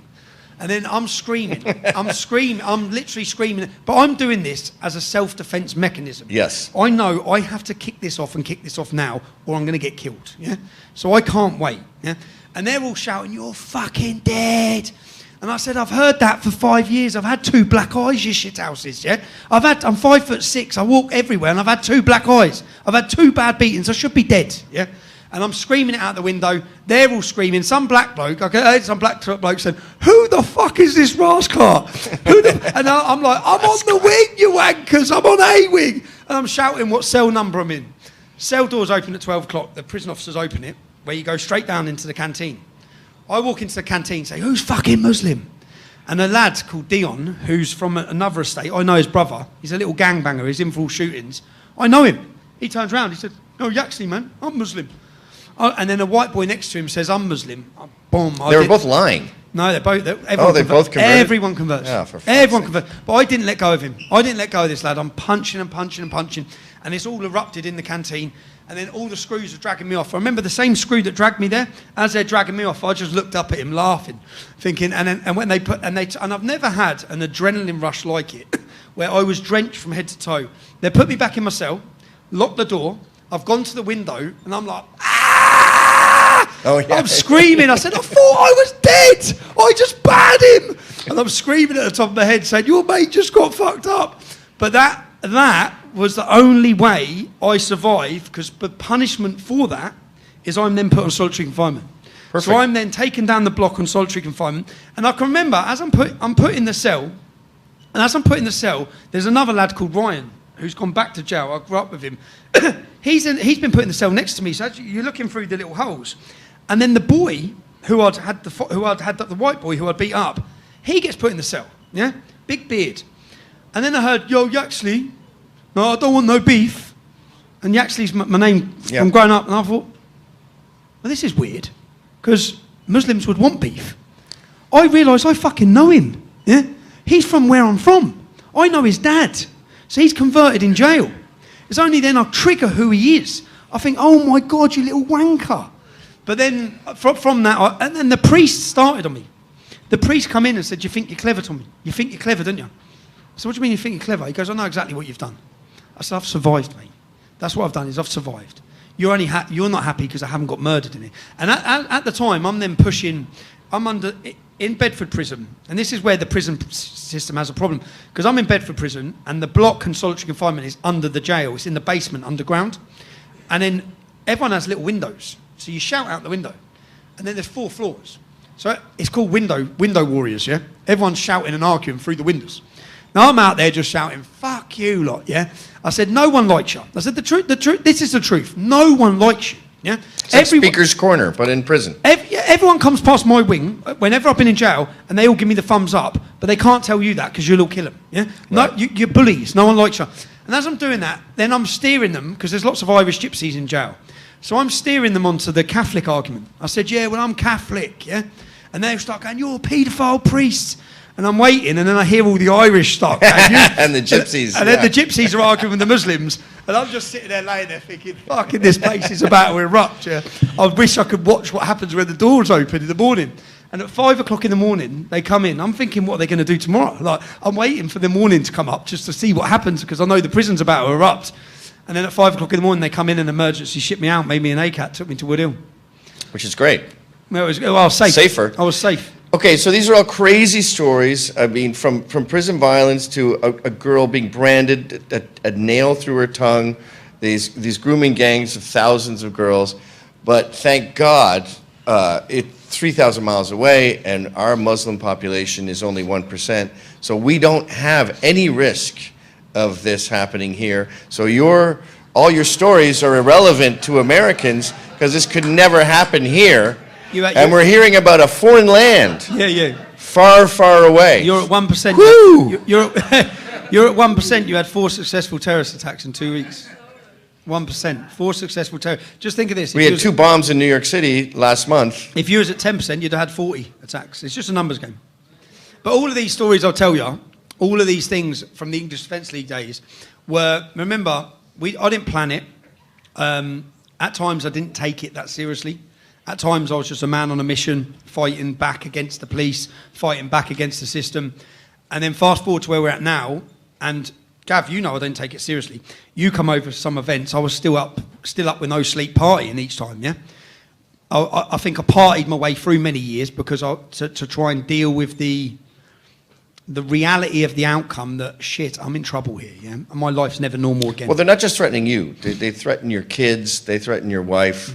I talked to your mom for 4 hours once, and she said, because they threatened my children, and we were talking about how this war on children is a sign of mental illness. And it's funny that you're fighting pedophiles, and then you have these liberal Karens who are attacking your kids at school. And these Karens, that when you look into it, they're always getting divorced, or there's some scandal in their lives, and they want to project it on you. But that's a tangent. The fact that their numbers are only at 1%, and we're already seeing so many terrorist attacks. I don't know if you heard about the World Trade Center fell down because 2 planes went into it a few years ago. We had the West Side Highway attack. We had the 2 bombs in New York City. And for some strange reason, outside of Minnesota and Dearborn, they've chosen Texas. Texas seems to be the... There are 600 Islamic network organizations working actively in Texas. They've gone from 200 mosques to 330 in 5 years. They have focused they're focused on Texas because if they take Texas, they take the heart and soul of the United States of America. If they can take Texas, they can take America. And if they take America, they've took the world. Yeah, they took New York, yeah. The mayor is Muslim. Never forget. Well, never forget for 20 years and then remember. They took New York, but if they can do that, and that's why it's so pivotal for us in the UK, that's why me coming here, I felt such a need to come here, because if your government don't wake up, which I'm quite optimistic, coming here, spending time with Keith Self. I think Rubio got you here. I think what happened was, because you were banned for 10 years because you're a ne'er-do-well. Well, I illegally entered. And when you were questioned once, you just ran away and left the airport, which I don't recommend. But your visa went through very smoothly, and I've heard through the grapevine from insiders that Rubio said, push this through, we need this guy here.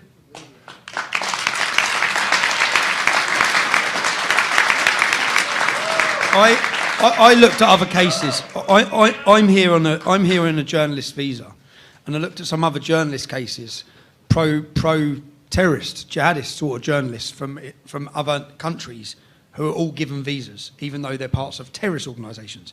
So I think a journalist visa is easier, and I come as a journalist, and I'm working here as a journalist. But for me, it's so important to come here because if America has a fierce stand-up now, which when I landed, you had 32 members of Congress joined a anti-Sharia caucus. That's now up to 60.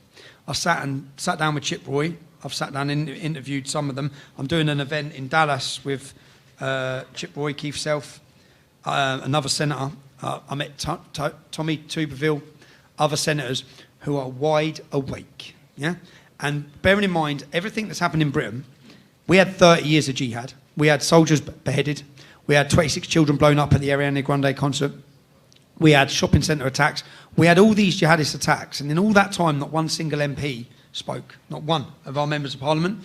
So you're at 1%, but you've got 60 of them who have joined up. I give a presentation to Congress. That's a white pill right there. I got invited. When I landed here, I went for a meeting. General Flynn took me with Keith Self, who set up the Sharia caucus. And I just sat down and said, let me tell you what they've done in Britain, let me tell you how they've done it, yeah? And let me tell you what you need to stop and how it's happening and what they're going to do and how they use your weapons against you. Because they hit Texas because they're going to use you, they're using your constitution against you. They're going to use your belief in free speech against you. They're going to use everything against you, yeah? They use democracy to end democracy. That's what they're going to do. Yep. Yeah? So I said, let me sit down. And I spoke to him and he said, would you do a presentation if we get members of Congress there? So I said, of course I would. He said, well, next week. So I kidnapped this American geezer. Where is he, Jared? So my cameraman had just gone home. I just worked for 4 weeks, non-stop. My cameraman went home, and I was sat here doing an interview, and there's a cameraman there. I said, what can you do? Can you do... He goes, yeah, I can do that. I said, I need you for next week, yeah? We literally didn't sleep, did we, Jared? We sat, and do you know what I found? Which is, I'm doing this presentation in 2 days in Florida University. I sat there and watched through, and what I wanted to do is because most people don't understand Islam or Sharia. I've got to know it now inside out, yeah? I'm undoing my pants so I won't piss myself. Yeah, I thought we were up to there, Gav. Eh? So I got to know it inside out, and it's important to know it inside out from start to finish. So what I've done is I've gone through each verse in the Quran where they call for murder, call for war, call for lies. They're not allowed to be friends of us. This is the verse. Muhammad teaches it. They cannot be friends of us. But some people don't want to believe me saying it. So then I looked through American mosques. I couldn't believe what I found, man. Like, I've got Florida, Texas, every state, every single state, they're calling for war, murder, takeover of America. Literally, so what I show in the presentation is, well, the Quran says they cannot be friends with Christians or Jews. They're not allowed to be. And then I just play on screen as the Imam says, you do not be friends with them. You only, if you've converted your old friends, you can only remain friends with them to bring them to Islam. But you have to hold hatred in your heart for them. Yeah? So, I have to get one more award for you, but can you just briefly summarize your speech to the government, tell these people why they should be concerned about the Islamification of the West? Yep, cool. So that's what my speech, do you like his socks? Gavin's got pink socks, pink pinstripe, looking good. But that's what my presentation was to Congress, and I was stressed about it because I don't think we had enough time to prepare it. And then when I went into it was a private meeting with Congress, and I asked to film it. I said, I want to film this. And it was a private conference. We weren't allowed to film it. As soon as yes, sir. I didn't understand. I didn't understand a word he said. Anybody else? In and out of jail. Unbelievable. Our friend Sarah Carpenter over there arrested in jail too. She had a rosary and a tambourine. And she did a couple of years, right, Sarah? For having a rosary. Unbelievable. So you're so young to me to see years in jail. How does something like that happen? I don't. Each prison sentence I've done I've looked at it and I've been able to get my head around it because they're not long sentences. Remember, some lads on January 6th done 4 years. Right. My sentences have all been baby sentences. So I've got 2 years, done a year, got 18 months, done 9 months. So I've been able to get my head around it. This next one, 10 years. Don't know how I get my head around that, but we'll see. 10 years, it goes away real fast, doesn't it, Sarah? In a blink of an eye. No, I'll tell you what, not even 1 day should be. Our country is in a lot of trouble. We see it, and I think the Muslim population is really a problem. My question would be to you, are there good Muslim people? Yeah, of course. As I said, so look, just being honest, some of the best people I met growing up are Muslim lads. But they're not good because they're Muslim. They're just good men, yeah? And if they followed Islam to the doctrine and the word, they'd become bad men. So Islam's the problem, not individual Muslims, because most Muslims, Winston Churchill said this, individual Muslims will show amazing traits. They show some of them are beautiful people, but Islam has the power to bring Europe back to the Dark Ages. So a good Muslim is one that follows the doctrines and the word of it. So most of the Muslims I know, or someone will say, yeah, but my taxi driver's a lovely bloke. Well, he's not following the literal interpretation of the Quran. If he was, he'd be out joining ISIS. Yeah? So the problem is not individual Muslims, but the problem is Islam. Now, most Muslims treat Islam like a buffet, like I don't like that bit, I do like that bit.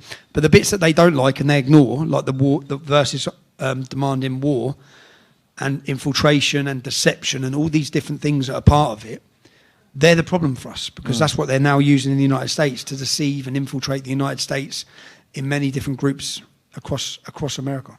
My brother stops every morning, gets coffee, and the guys in there are Muslim, and they say they love the country, they love the United States, and they're happy to be over here. Should he be worried about he's being poisoned in his coffee?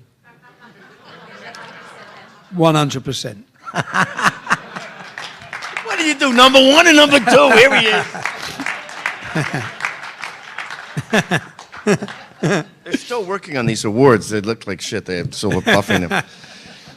Yeah, so the moral of the story is that Islam seems uniquely incompatible with the West. And Ezra Levant, who's here tonight, always said that, you know, it's dangerous to ignore Britain because they are a dystopian time machine of where we're going to be in 5 years. You've got, what, 6%? What? They say 6-7%. Why Ezra's here? Let me just make a point about Ezra. I come out of jail in 2015. I come out of prison. I'd led the English Defence League. I wasn't a journalist in any sort of way. I was an activist on the street. Ezra contacts me and says, I want you to make videos. I said, Ezra, I'm too busy. I'm back at work. I'm making money, yeah? Because you were flipping homes back then, right? Yeah, I was flipping homes. I said, I'm back at work. I'm trying to make money. And Ezra said, well, let me just buy you a camera and send you a camera and make a video. I said, oh, fuck. And Ezra was persistent, so he sent this camera. I don't know how to... I'm such a technophobe still now, yeah? I ain't turning on a camera. I ain't working a camera. So he sent all this stuff. And then Ezra carried on and he asked a few more times and I couldn't be bothered. So I said, oh, fuck it, I'll do one just to shut up Ezra. So I'd done a video and I'd done it about Sweden, or I can remember it. I don't know, where is Ezra? Where is Ezra? This was my first... You're there, Ezra. And this was my first ever video. Jew, by the way. This was... This was my first ever video. It was about Sweden. And I remember I'd done a video because I retained information. So I just went on a rant about how bad Sweden is with Islam and all, everything that's happening there. And Ezra liked it. And then I went and done an interview with some lads. And I went and done an interview. And then they were done video and editing. So then they videoed me for the next video. I sent it to Ezra. Ezra said, who done that? I said, just 2 lads I met. And he said, right, we'll hire them. And then Ezra contacted me. He said, right, you're wasted, yeah? Because I said, I'm going back to work, Ezra. And at this time, honestly, I was tired, man. I thought, I've lost everything. I've been beaten black and blue. I've just come out of prison again. I've managed to... What year would this be? 2015. And Ezra said, I want you to work for me full time and I want you to be a journalist, yeah? I said, okay. And he said, how much money do you need to do that? And I thought, it's my passion. But for the last 5 years, I haven't earned no money. When I started the English Defence League, they froze my assets. So they froze everything. But at the start of the English Defence League, I had quite a lot of money in the bank. I was doing really well. My business was smashing it. Yeah? I was doing really well. So they froze everything. They closed my companies. I was starting again when I come out of jail. But I'd managed to keep the 7 properties. So I sold the properties, ready to buy a bit of land and build a house. Ezra offered me a job. So I said, right, give me 60. Yeah? He said, okay, Sam, give you 60. And then Ezra set me off as a journalist. Otherwise, I'd never be a journalist. I would never be a journalist. I think you saved...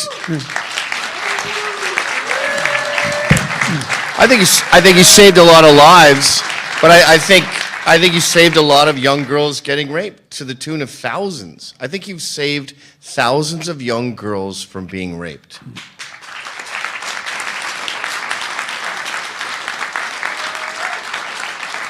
And I think we learned pretty quickly that we're pretty good at it. Like Ezra basically said, you need to show everyone what you see. Basically, you need to take the camera, go out and show them what you see. So then we hit the streets with a camera, interviewing people, making quick videos, following the terrorist attacks, showing people the truth about what was going on. And then realised that we were bypassing them and heading straight to this, and people were sitting in their lounges at home. We were talking to them. And that was the start of my journalist career and making videos. Yeah. Okay, so thank you, Ezra. Cheers, bro. So last point, we're way over time. We're gonna form a line by the Nutcrackers there if you want to take a selfie with Tommy after this. We're doing a Q&A? Oh yeah, Q&A. I forgot about that. Yeah, we're doing Q&A and then we'll do the selfies by the Nutcrackers. All right. Right over here, if you got a question, come on over here behind me. Anybody got a question? Come on, Sue. Really? Behind KDJ. All right. Yeah, because we're going to walk over to that area where the empty chairs is, and that's where we're going to get our... You handle the questions. You going to do that too? You got a question? I got a question. All right, so Tommy, I got a question, and then I'm going to handle the questions from here on out. Yeah, I write for PJ Media. I told you that. You know, no lies here. What is your advice for the United States of America? You know what's coming our way. What could you say that would maybe help us to deal with what's coming? Stop Islam. Stop it. Stop How? it now. Stop it. Stop all Islamic immigration. Stop any more building of mosques. Stop it. Halt it. Flat. Stop now. Now, the Democrats say, well, we got to be inclusive and whatnot. I think that's a death sentence. What do you say? I think when at the end of my thing to Congress, I gave them options of what they can legally do. But at the end of, so we drew up certain things and said you could bring in these laws and these resolutions, but that will only slow it down. Whereas if you want to stop it, you just need to be brave and stop it. You need to take away the recognition of Islam as a religion, because it's not a religion. It's a total political ideology that manifests and hides as religion, and it's about conquest and it's about taking over the United States. And you need and to stop it, you're going to have some brave leadership who understand it. And as I said, I'm quite optimistic about the groups you have within your Congress who are brave and ready and willing now. Well, we saw that in Quebec. Quebec has said no more of these mass prayings in front of Catholic cathedrals. We know what you're doing. It's illegal now. But yet, you just take away the protection of Islam as a religion and outlaw every aspect of Sharia and make it punishable and stop all Islamic immigration into the United States. Because nothing... I looked earlier, 99% of Afghanis want Sharia law. That means every 100 you bring in, 99 of them want Sharia law. 89% of them believe stoning is acceptable for adultery. Stoning a woman to death. That means 89 out of each 100 you bring in are thinking this way. If you look at any of the countries, it's upwards. It's the majority of Muslims. It's not a minority. The majority of Muslims believe they want Sharia law. The majority. So why would you take the chances? What good has come? What good comes? And even when you look at the Somalians who have been brought into Minnesota, is it? They've come from the hottest place in the planet. They're now in one of the coldest. Do you think they chose to go there? Yeah. It's like they have been. It's like a plantation. They have been brought in and put there because their birth rate will excel yours, and they are changing the future face of the United States. Your swing states. Look at your swing states. The illegal immigration was up 700% in your swing states. Their intention was that there would never be a swing state again. They were flooding the country so quick, so fast, like they've done with ours, that they would take every election. So, yeah, you need to undo it. You need ICE. The importance of ICE cannot be underestimated in the importance of the job they're doing to remove these illegal aliens. Yeah. All right. Tommy, this here's a Patriot Jeff. He's got a question for you. Patriot Jeff, go. Am I taller than you? Definitely not. That's not the question. I'll win that one. That's not the question. There's a lot of woke left that hate Israel and hate the Jewish people. There's even a lot of woke right that are hating the Jewish people and Israel. Some of them they're called gropers or whatever the heck they're called. Groupers. Why or how did you get the courage, and what do you think about supporting Israel and the Jewish people? I know you visited Israel. I think that it's pretty easy. Any of the Americans at this moment who are standing and saying they're against Israel and it's all Israel and they're on the side of the Muslims and we need a Muslim-Christian alliance, just do not understand it. Yeah? They haven't been brought up around Islam. They do not understand Islam. Come and speak to any European nation. Come and speak to French. Come and speak to Germans. Come and speak to any of us who have grown up around the Muslims, and we will tell you what the problem is. Yeah, it's Islam. Now, I first went to Israel in 2016, and I went to understand how they live, because I knew the problems they faced, and I knew that those problems are coming to Britain. And when I went there, I saw that the bus stops were sheltered with big barriers to stop cars ramming them. And I looked and thought, well, this is our future. Look at now our Christmas markets. Look at any of our festivals. We have all these barriers. So Israel was ahead of the game. In Luton, I feel like I'm surrounded by jihadists. In Israel, they're surrounded by jihadists. Most of these people in the United States, I sit and listen to them making commentary, and I think, what the fuck do you know actually about growing up around Muslims? You know nothing about how they are. You don't know how they behave. You're feeding into this bullshit about this Muslim-Christian alliance. And even when I went to Texas and I'm looking at these mega mosques that are being built, and I'm hearing all these people saying Israel's the problem, I think, who's funding that mosque that you don't want built? Qatar, Saudi, Iran, all the same countries who are probably funding most of these groupers are on their side. It's a new big allegation against you. Yeah, it's massive. You got your And $7,000 and you kissed I the ain't been wall. paid a penny. They owe me fucking millions. I'm not joking. They owe me millions, yeah? But I will quite happily, if anyone hasn't noticed, I speak my mind. There's nothing that stops me speaking my mind. I will be proven right with the test of time. I went, and we have to understand the difference here. There are Jewish groups, like the Jewish group in London, the Board of Deputies, who are a huge bloody problem, yeah? They are pro-Marxist, pro-open borders, pro-LGBTQ, pro-Islamophobia law being implemented. But then there's a massive difference between these and the current government in Israel, because these groups hate Israel. So when I went to Israel, I realised the divide, because the politicians in Israel, who are pro-Western nation, who want the West to remain strong, who don't want to see us flooded, and I don't know if you saw my video when I went to Israel. I went to Israel, and I went to an area that's taken over in Israel by Sudanese and Eritrean Muslim migrants. And I spoke to Jews in there who said, we're being kicked out of our communities, that 97% of the schools are all Muslim, they've took us. So I sat there and thought, well, I wonder what those who blame the Jews for everything, who's done this? And do you know, when I spoke to members of the Israeli government, they said, you know, if we didn't build this wall, they've got a big wall. If we didn't build this wall, Sudan and Eritrea would have took over Israel. We had to build a bloody wall. Yeah. And your politicians aren't up for building the wall. So I just speak truth to power. I know there's problems on all sides, but blaming Israel everything, I'm not up for doing. I don't see it. I don't know a bad Jew. I know lots of Jews in the UK.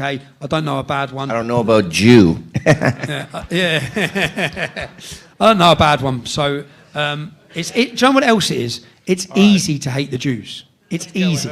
No one's going to shoot you. No one's going to punch you in the nose. In fact, you're going to get a lot of likes. It's mainstream. It's mainstream now. And it's celebrated. And I don't like being mainstream. All right, Tommy, I grew up in Detroit, Michigan, about a mile from Dearborn, and we were all told we must include these people. Were we lied to? Yes. Thank you. All right, so we got the next question. Easiest question in the Yes, no's, yeah. Kim, we got Patriot Kim here. What's your question? Before you started talking about when you went to address Congress, and then we kind of got interrupted. So how did that go? I'm very curious. What was your reception? I had a great reception. I had a fabulous reception. I had a great reception before, after.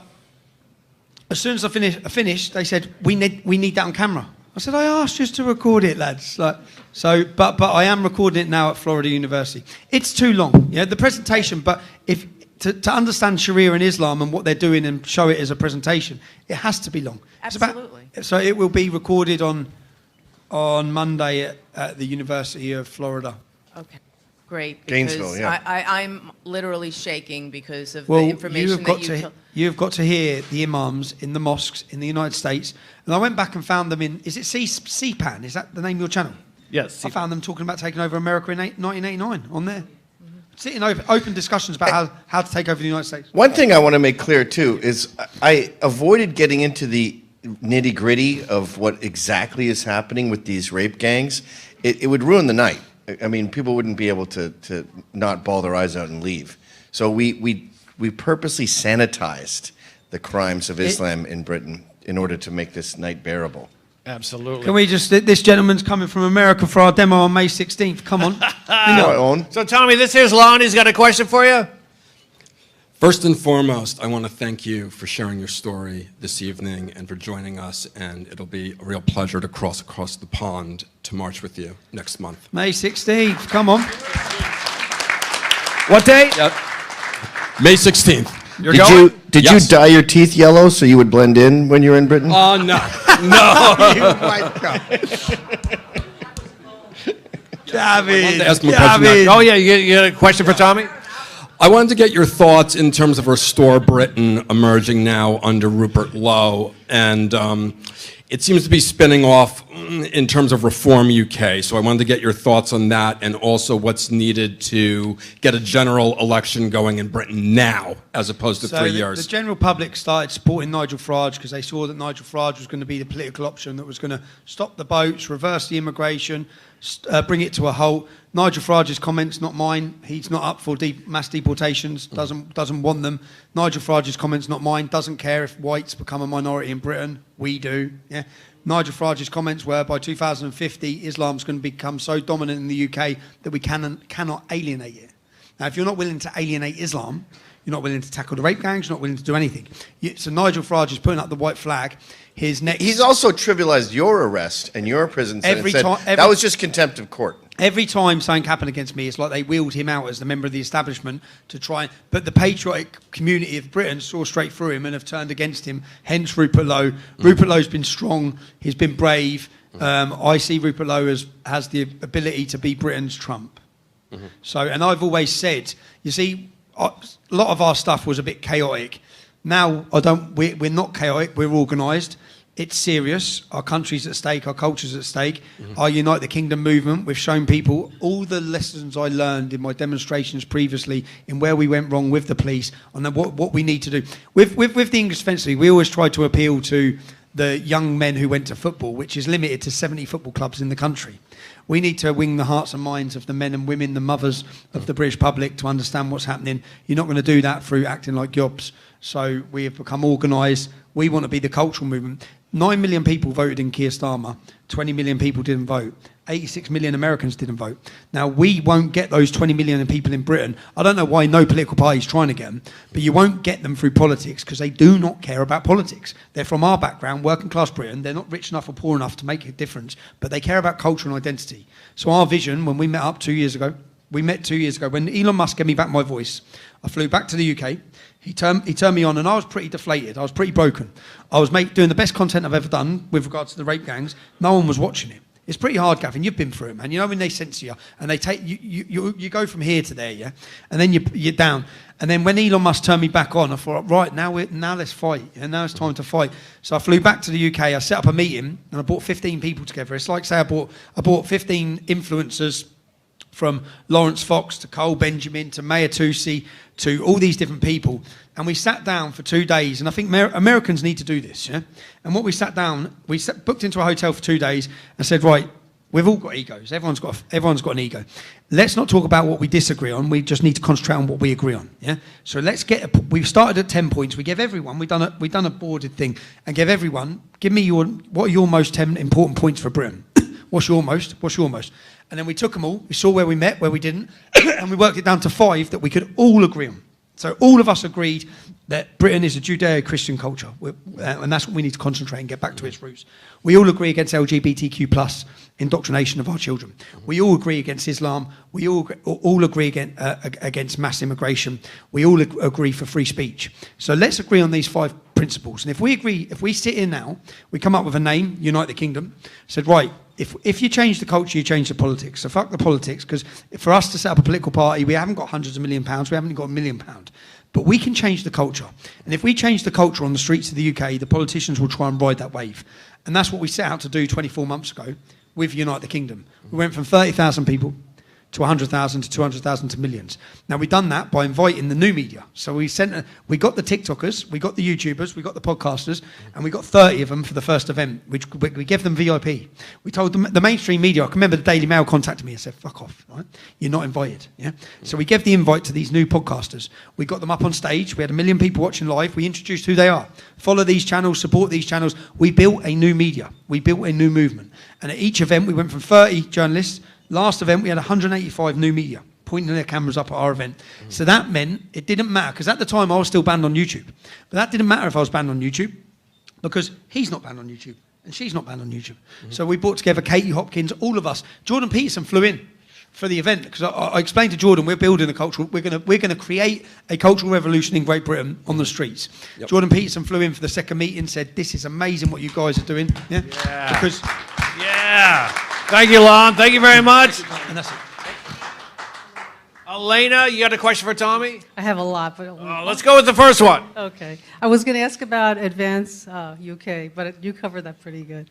My question is, with the current decimation of Iran's radical Islamist leaders between America and Israel, will that decimation affect Britain, England? I think it'll affect the entire world, because they're the funders. Do you know when people talk about America first?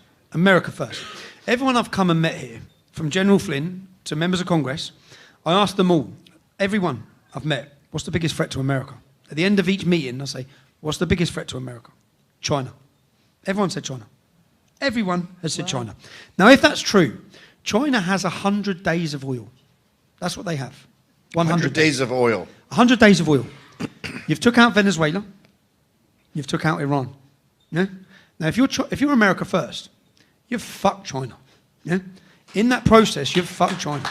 Yeah? If China are the biggest threat to the United States, you've kneecapped them. Yeah? Now, maybe that's what Trump cares about. We don't know.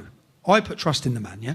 But maybe for America first, does he care about the freedom of the Iranian people? Maybe he doesn't. But maybe he's still making the right judgment to decap the oil ability for China. And look where they're now having to all buy the oil through the United States. He's literally, so when I looked at what he's doing, I have trust in him. So I think that getting rid of the Islamic regime and the money. I even looked at Dubai, the United Arab Emirates. I made a little rant about it earlier. They have less wealth than Iran. Iran has more resources, more oil, more natural resources than the United Arab Emirates. Look what the United Arab Emirates have created compared to Iran, because Iran chooses Islamic supremacy and Islamic domination and Islamic caliphate. They're not focused on Iran. Iran's goal is not to just rule Iran. Iran's goal is the world. That's their mindset. When you understand their mindset, if they did have a nuclear button, they don't care that you've got one. They fucking press that. They'd be like, hey, because if you hit them back, they're all going up there. Yeah. Yep, that's how they think. It's a win. It's a win-win for them. Yeah. So yeah, I think I have been watching for years, and I know lots of Iranians, and I've watched the women rise up and felt passionately about those women each time. And I know there's 10 American soldiers dead, I believe, at the minute. 10 are dead. There's no Iranian navy. There's no Iranian military. There's no Iranian regime air force. Look at what America have just done for the weight of 10 soldiers. And that doesn't mean anything for the 10 soldiers' families, but your biggest enemy in the world, and all of our enemy in the world, was the Islamic regime.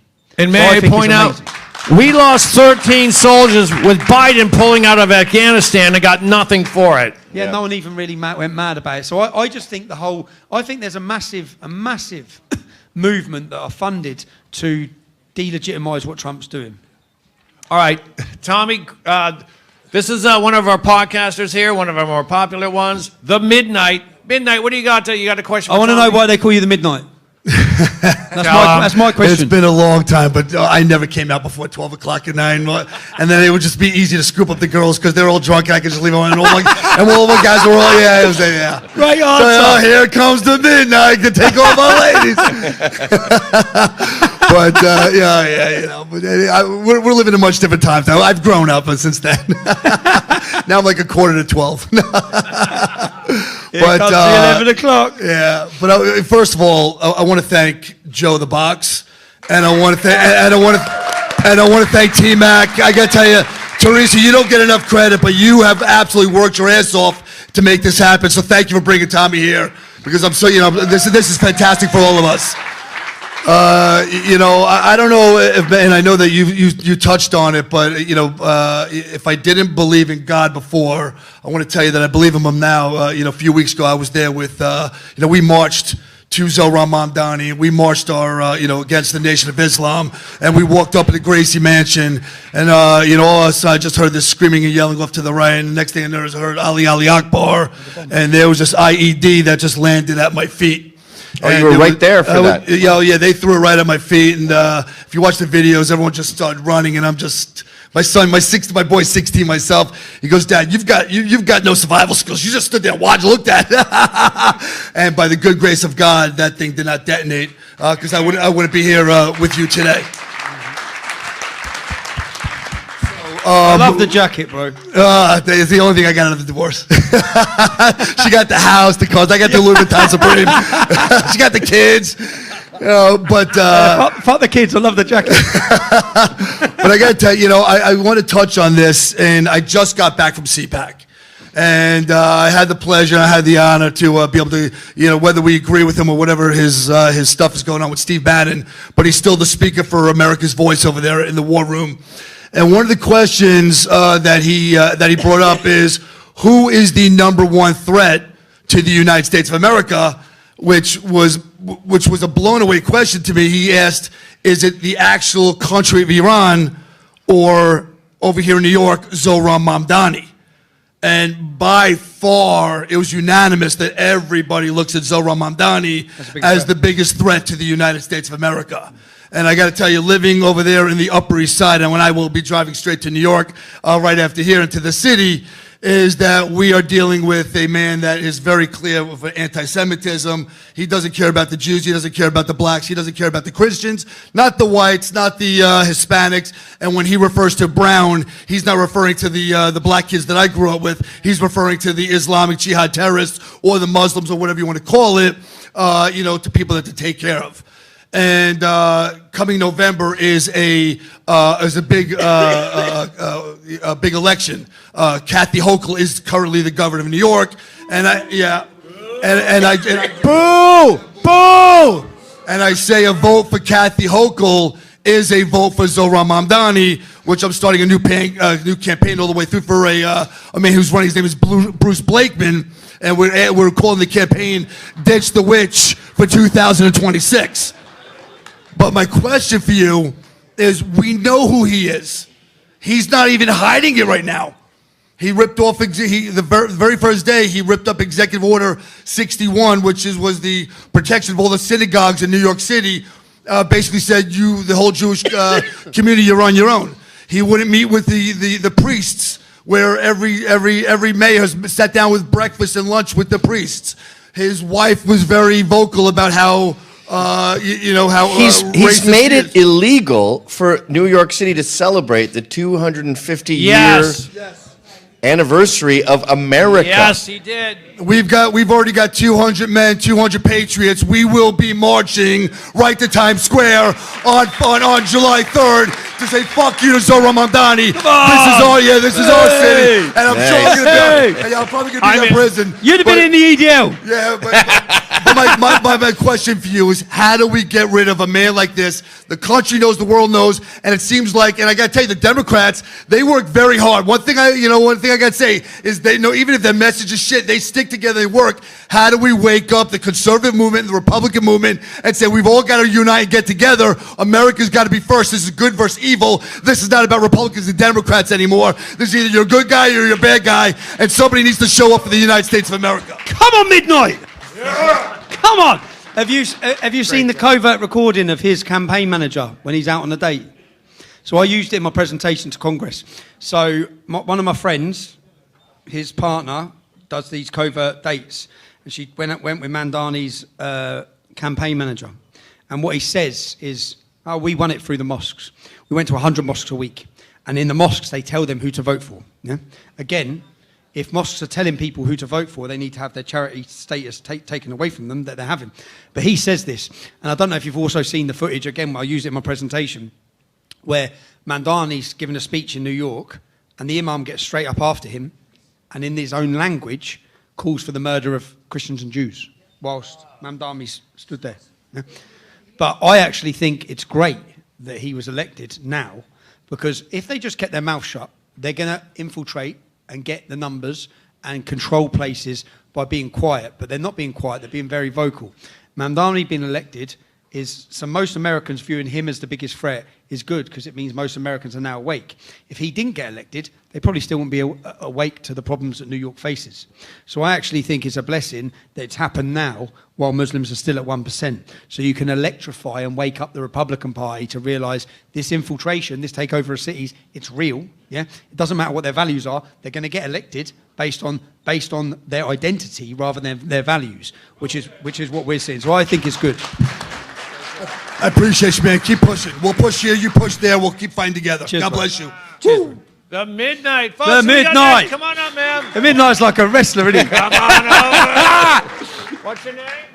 Leia. Like Princess Leia? Yeah, like that's kind of hot. All right. Princess Leia's got a question for Tommy.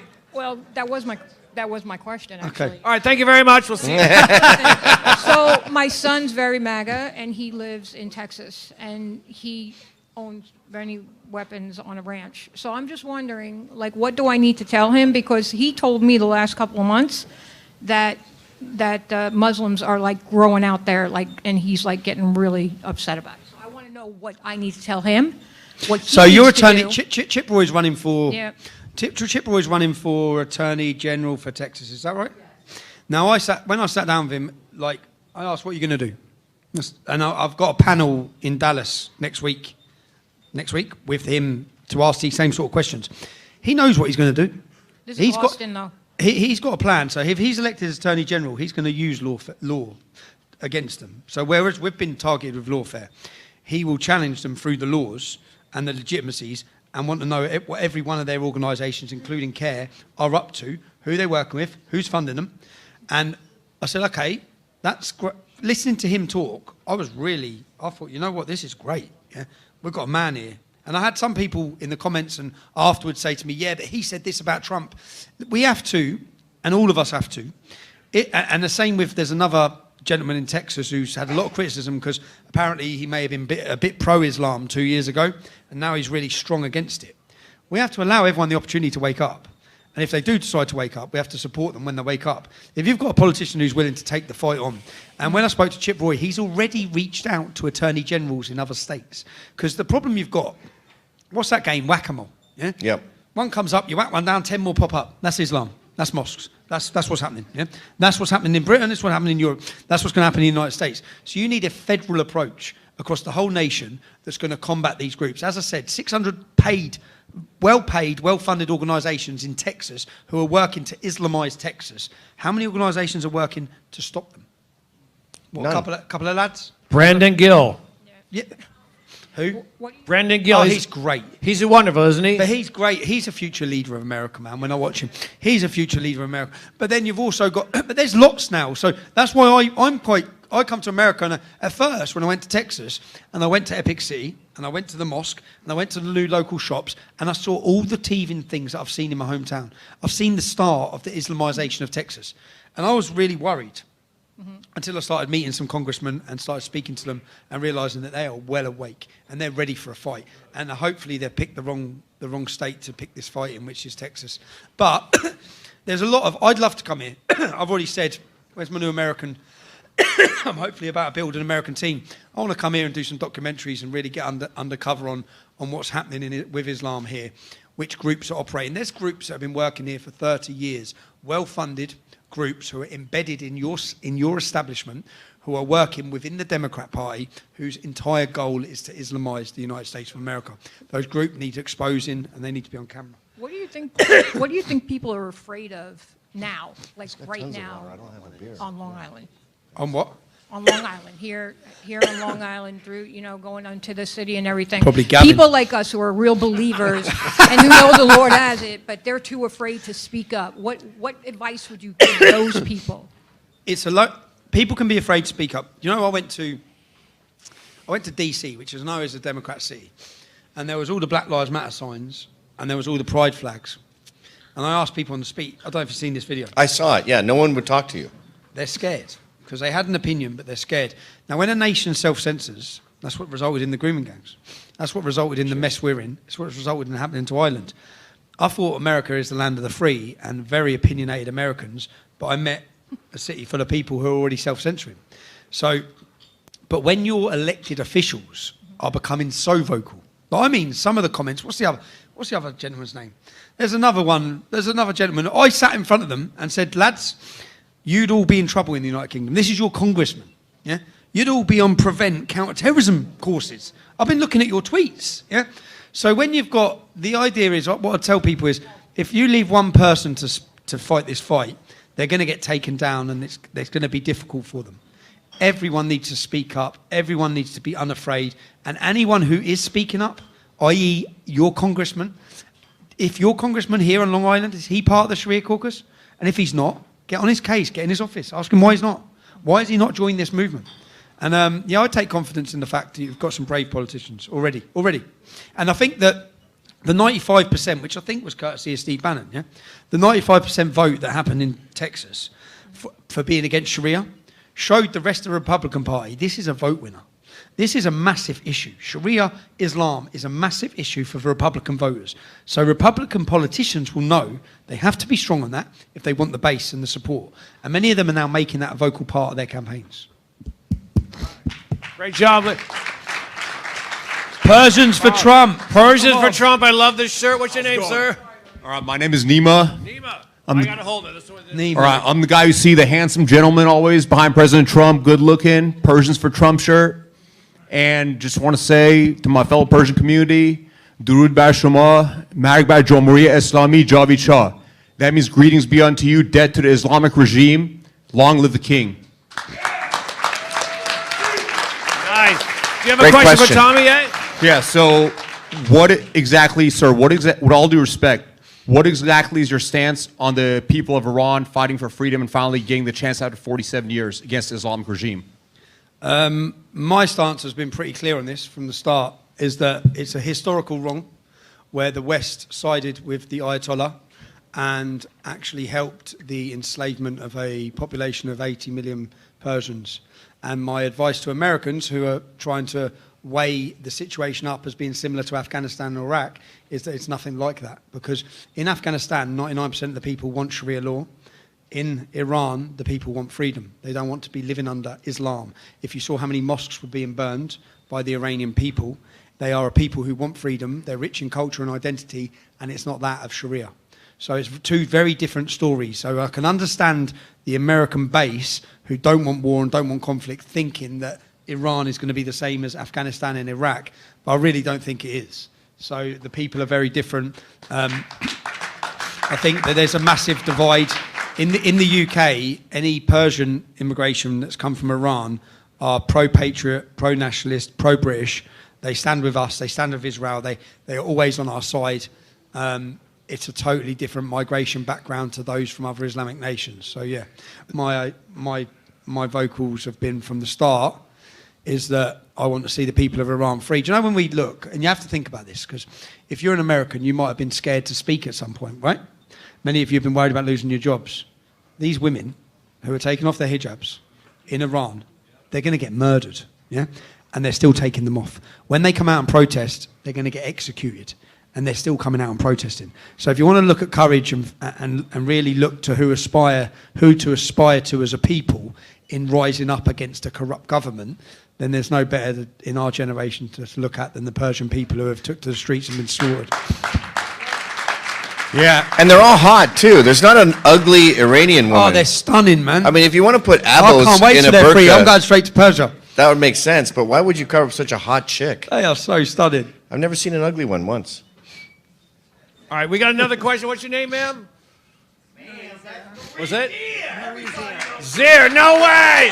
OMG, Marie Zir, I know you. I've been to your house. Marie, do you have a question for Tommy Robinson? Come over here because the camera's over. I have a question and a got statement. Hold the microphone. That's Oh, that's your job? Yeah, sorry. Okay, good job. He likes that microphone. What do you got for Tommy? Tommy, I think we're wasting our time with the elections. What's happening with all the mosques that are being built? Nobody's paying attention to the mosques being built. Now, I'm a commercial real estate broker, and I studied about the Quran, and I studied Islam since 2006. For 20 years, I've been beating the drums like you, not going to prison, but I have a mouth. And here's the problem. The problem is we're not paying attention to the zoning laws. They're building mosques left and right. Without stopping the mosques, we're not going to go anywhere. We're just going to eventually fade out, and we're all going to go. They're going to take over. I have a solution, and I wrote it up 10 years ago, and I gave it to the mayor in Texas who was complaining because she lost a lawsuit. There is a law in the United States called RILUPA. RILUPA is a real estate land use zoning, and this RILUPA it's federated, it's federal, and you can't stop it.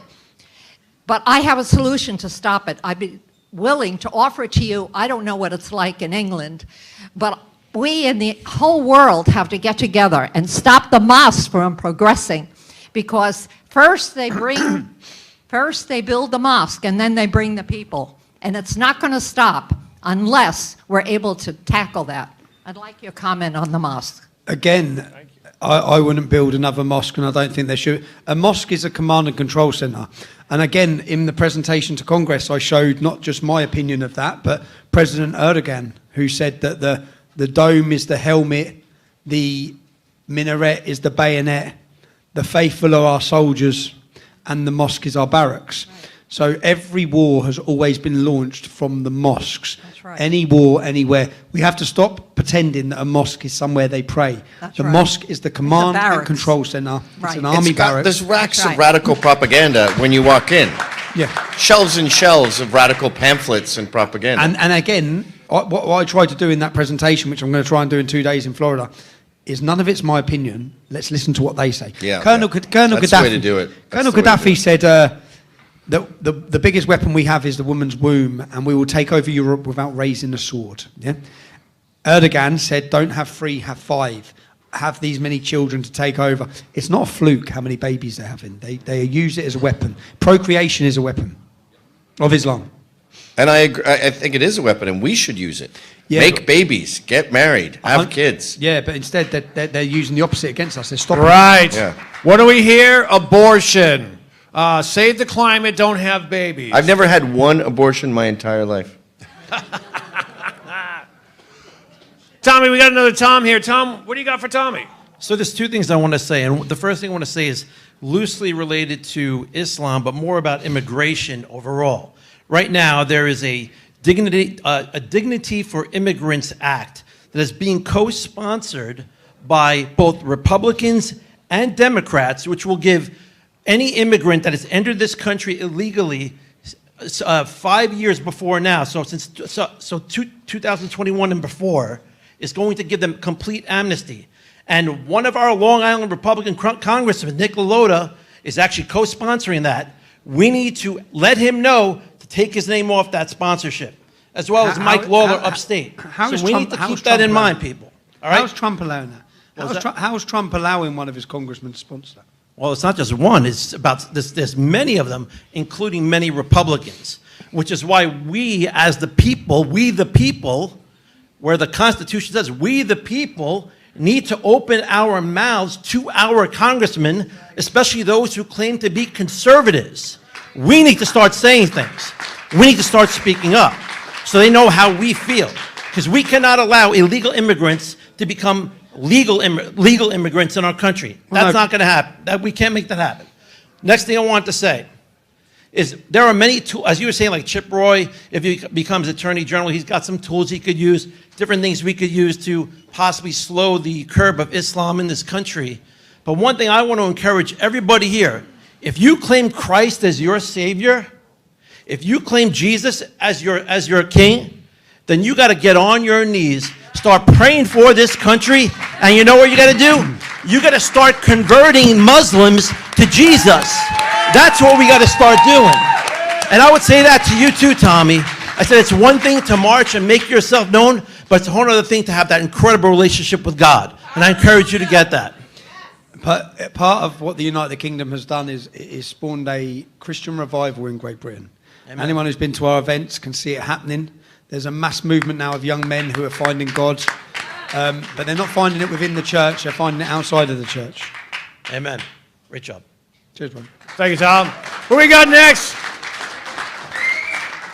Come on. You got a question for Tommy? What is it? Let's go. Hi. Hi, Gavin. Hi, Tommy. My Hello. question is a two-parter for you both. I've written it out so that I don't take more That's time. 4 things. Tommy, clearly you've learned a lot in the past 23 years of your activism, from when you were a young and dumb hooligan to now.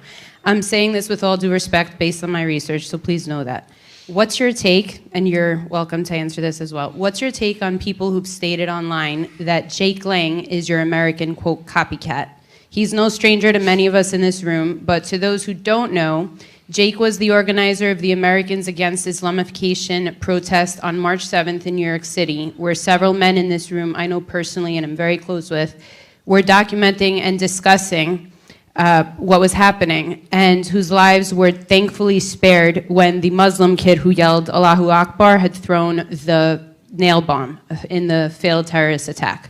Thankfully, no one was injured in this room. My question is to you, what's your take on Jake Lang, whom I've done a lot of research on, and also what is your advice, and your advice being the leader of Proud Boys, for people who want to protest but more safely? My take on Jake Lang, fearless and brave. Doesn't mean I can't sit and say I agree with Jake Lang on everything because I don't know what he stands for on every other point. He was falsely imprisoned, right? Spent 4 years as a prisoner, and then was freed. I can only speak for myself. I spelt small sentences on solitary confinement, and it fried my head and messed my head. It absolutely messed my head at times. I was broken at times, and I had a real hard time. I don't know what Jake Lang has going on in his life. I'm totally unaware. Oh, okay. All I can say is that any man that stands up the way he stood up, some people could question, is he being provocative? Who cares if he's being provocative?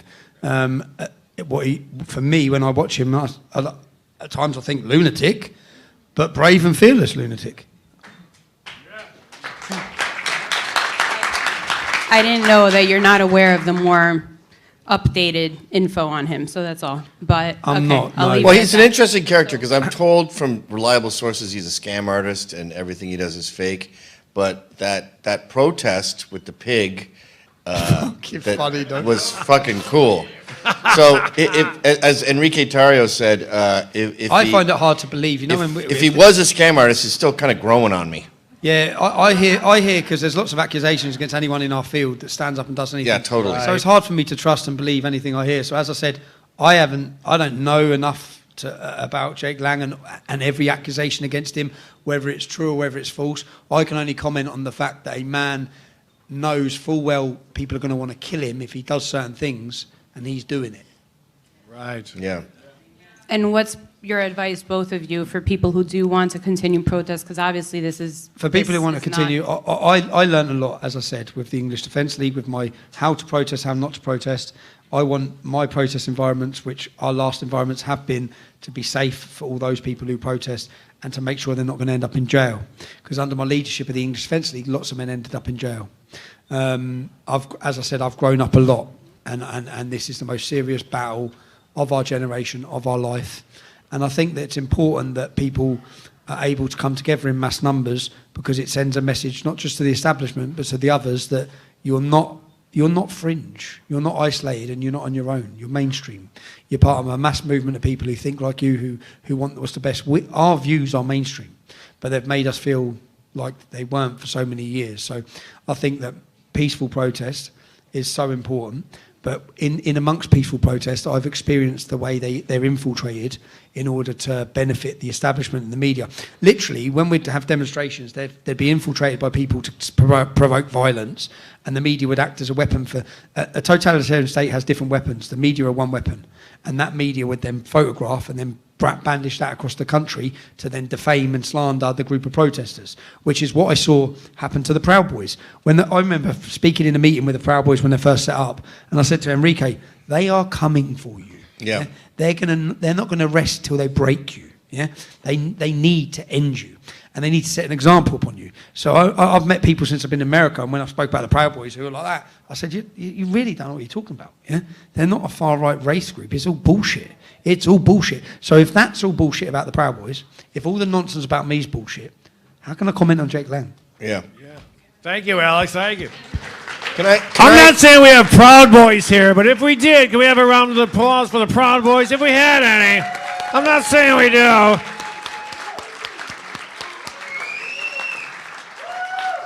Tommy, we got Patriot Cassandra here, so he's got a question to throw past you, if that's okay. So my beginning in grassroots politics started with the issue of Islam. I was living in Murfreesboro, Tennessee, and at that time they were building a multi-million-dollar mega mosque, and it took years for the mega church that I was attending at the time to get building permits to build. Meanwhile, this mosque was passed under the table in less than a week, and it was funded by CARE. And at the time, our Rhino governor, Haslam, this is 2012. I'm in my early 20s at this point, but I was having dreams. And because of the dreams, so my backstory, heavy content warning, I'm writing a book, but my stepdad is a pedophile. And the things that he did to me, professionals have said most people with my story go substance abuse or suicide, but God's hand has been on my life. And when I give talks all over the world, I open with, I do not identify as a victim.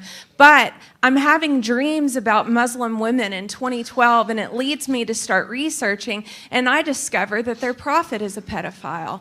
And so I'm looking at this and getting involved with Act for America. Brigitte Gabriel's She's brilliant. She's amazing. And so we see this, and geographically, like the state of Tennessee, Murfreesboro is the center, and it's surrounded by 8 states. And I heard what you said about the plan for Texas. But it feels like we are in for me personally, because of the way that my journey began and what's happening here in the city, it feels like a full circle moment. And I know that talking free speech is important. I know our right to peacefully assemble is important. But as far as actual strategy in holding our country and preventing what is happening in the UK from happening here, what is your advice? Advice is that you need to wake up every Republican politician to understanding what Islam is. And if they understand what Islam is, they'll be willing to work against it. The problem is that most politicians get in and they plan a 4-year cycle, really, 4 or 5 year cycle. Islam's planning a 100-year, 1400-year cycle. Right, yeah. They're not planning for the next 4 years, they're planning 30, 40, 50, 60, 70 years. So if everyone is awake to what Islam is, I always say if the general public were awake to what Islam is, we'd have the revolution that we need tomorrow. But most people are lied. You have to understand the level of deception that's going on from the education system to the media, to left-wing groups, to Muslim groups, to CARE. CARE have been instrumental. Do you know CARE removed the words under Barack Obama? Even your law enforcement and your FBI agents, they can't use certain words, jihad.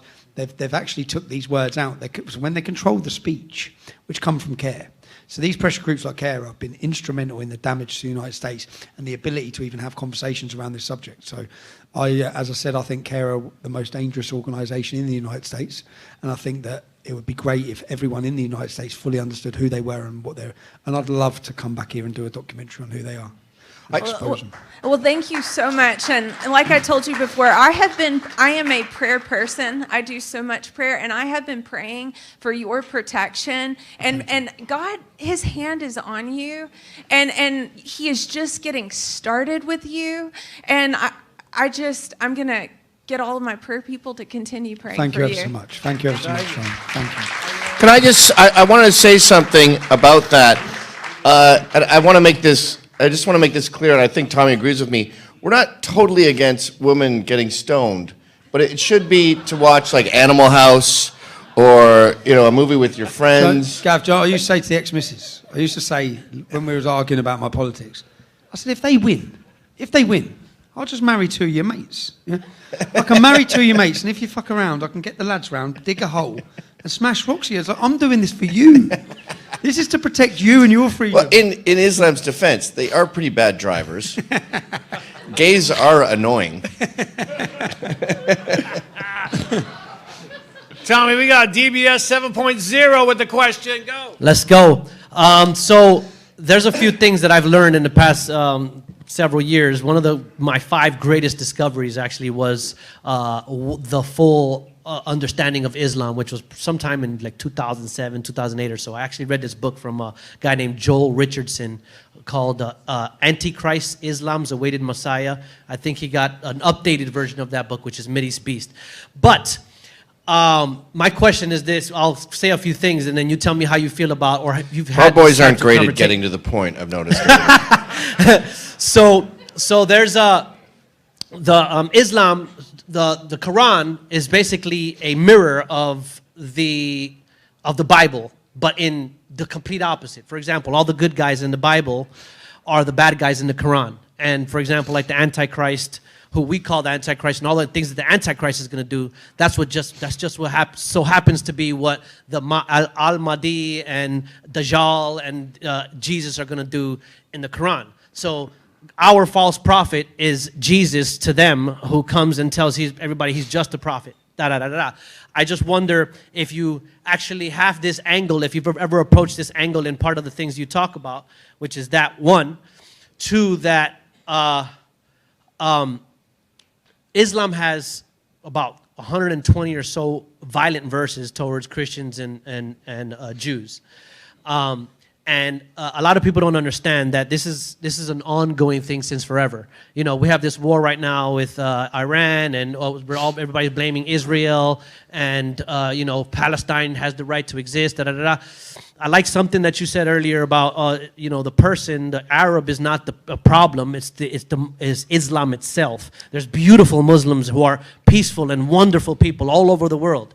But when they are infected with this disease, this cancer, which is Islam, they are subject to anything. There's no limit to what they are willing to go for their God to be until the entire world is Muslim. So my question is, have you approached this angle? Is part of, you know, your talking points this angle of, you know, their, you know, parallels to the Bible, parallels to the Antichrist and end times, parallels to you know, the violence in the Quran, then their ultimate goal that says all the world must be Muslim, or they will not stop fighting until all religion is for Allah. That's what the Quran says itself. It actually says, "O ye to whom the scriptures have been given, believe this which we have revealed to you through our servant Muhammad before we obliterate your faces and turn your head around backwards." That's directly to Jews and Christians.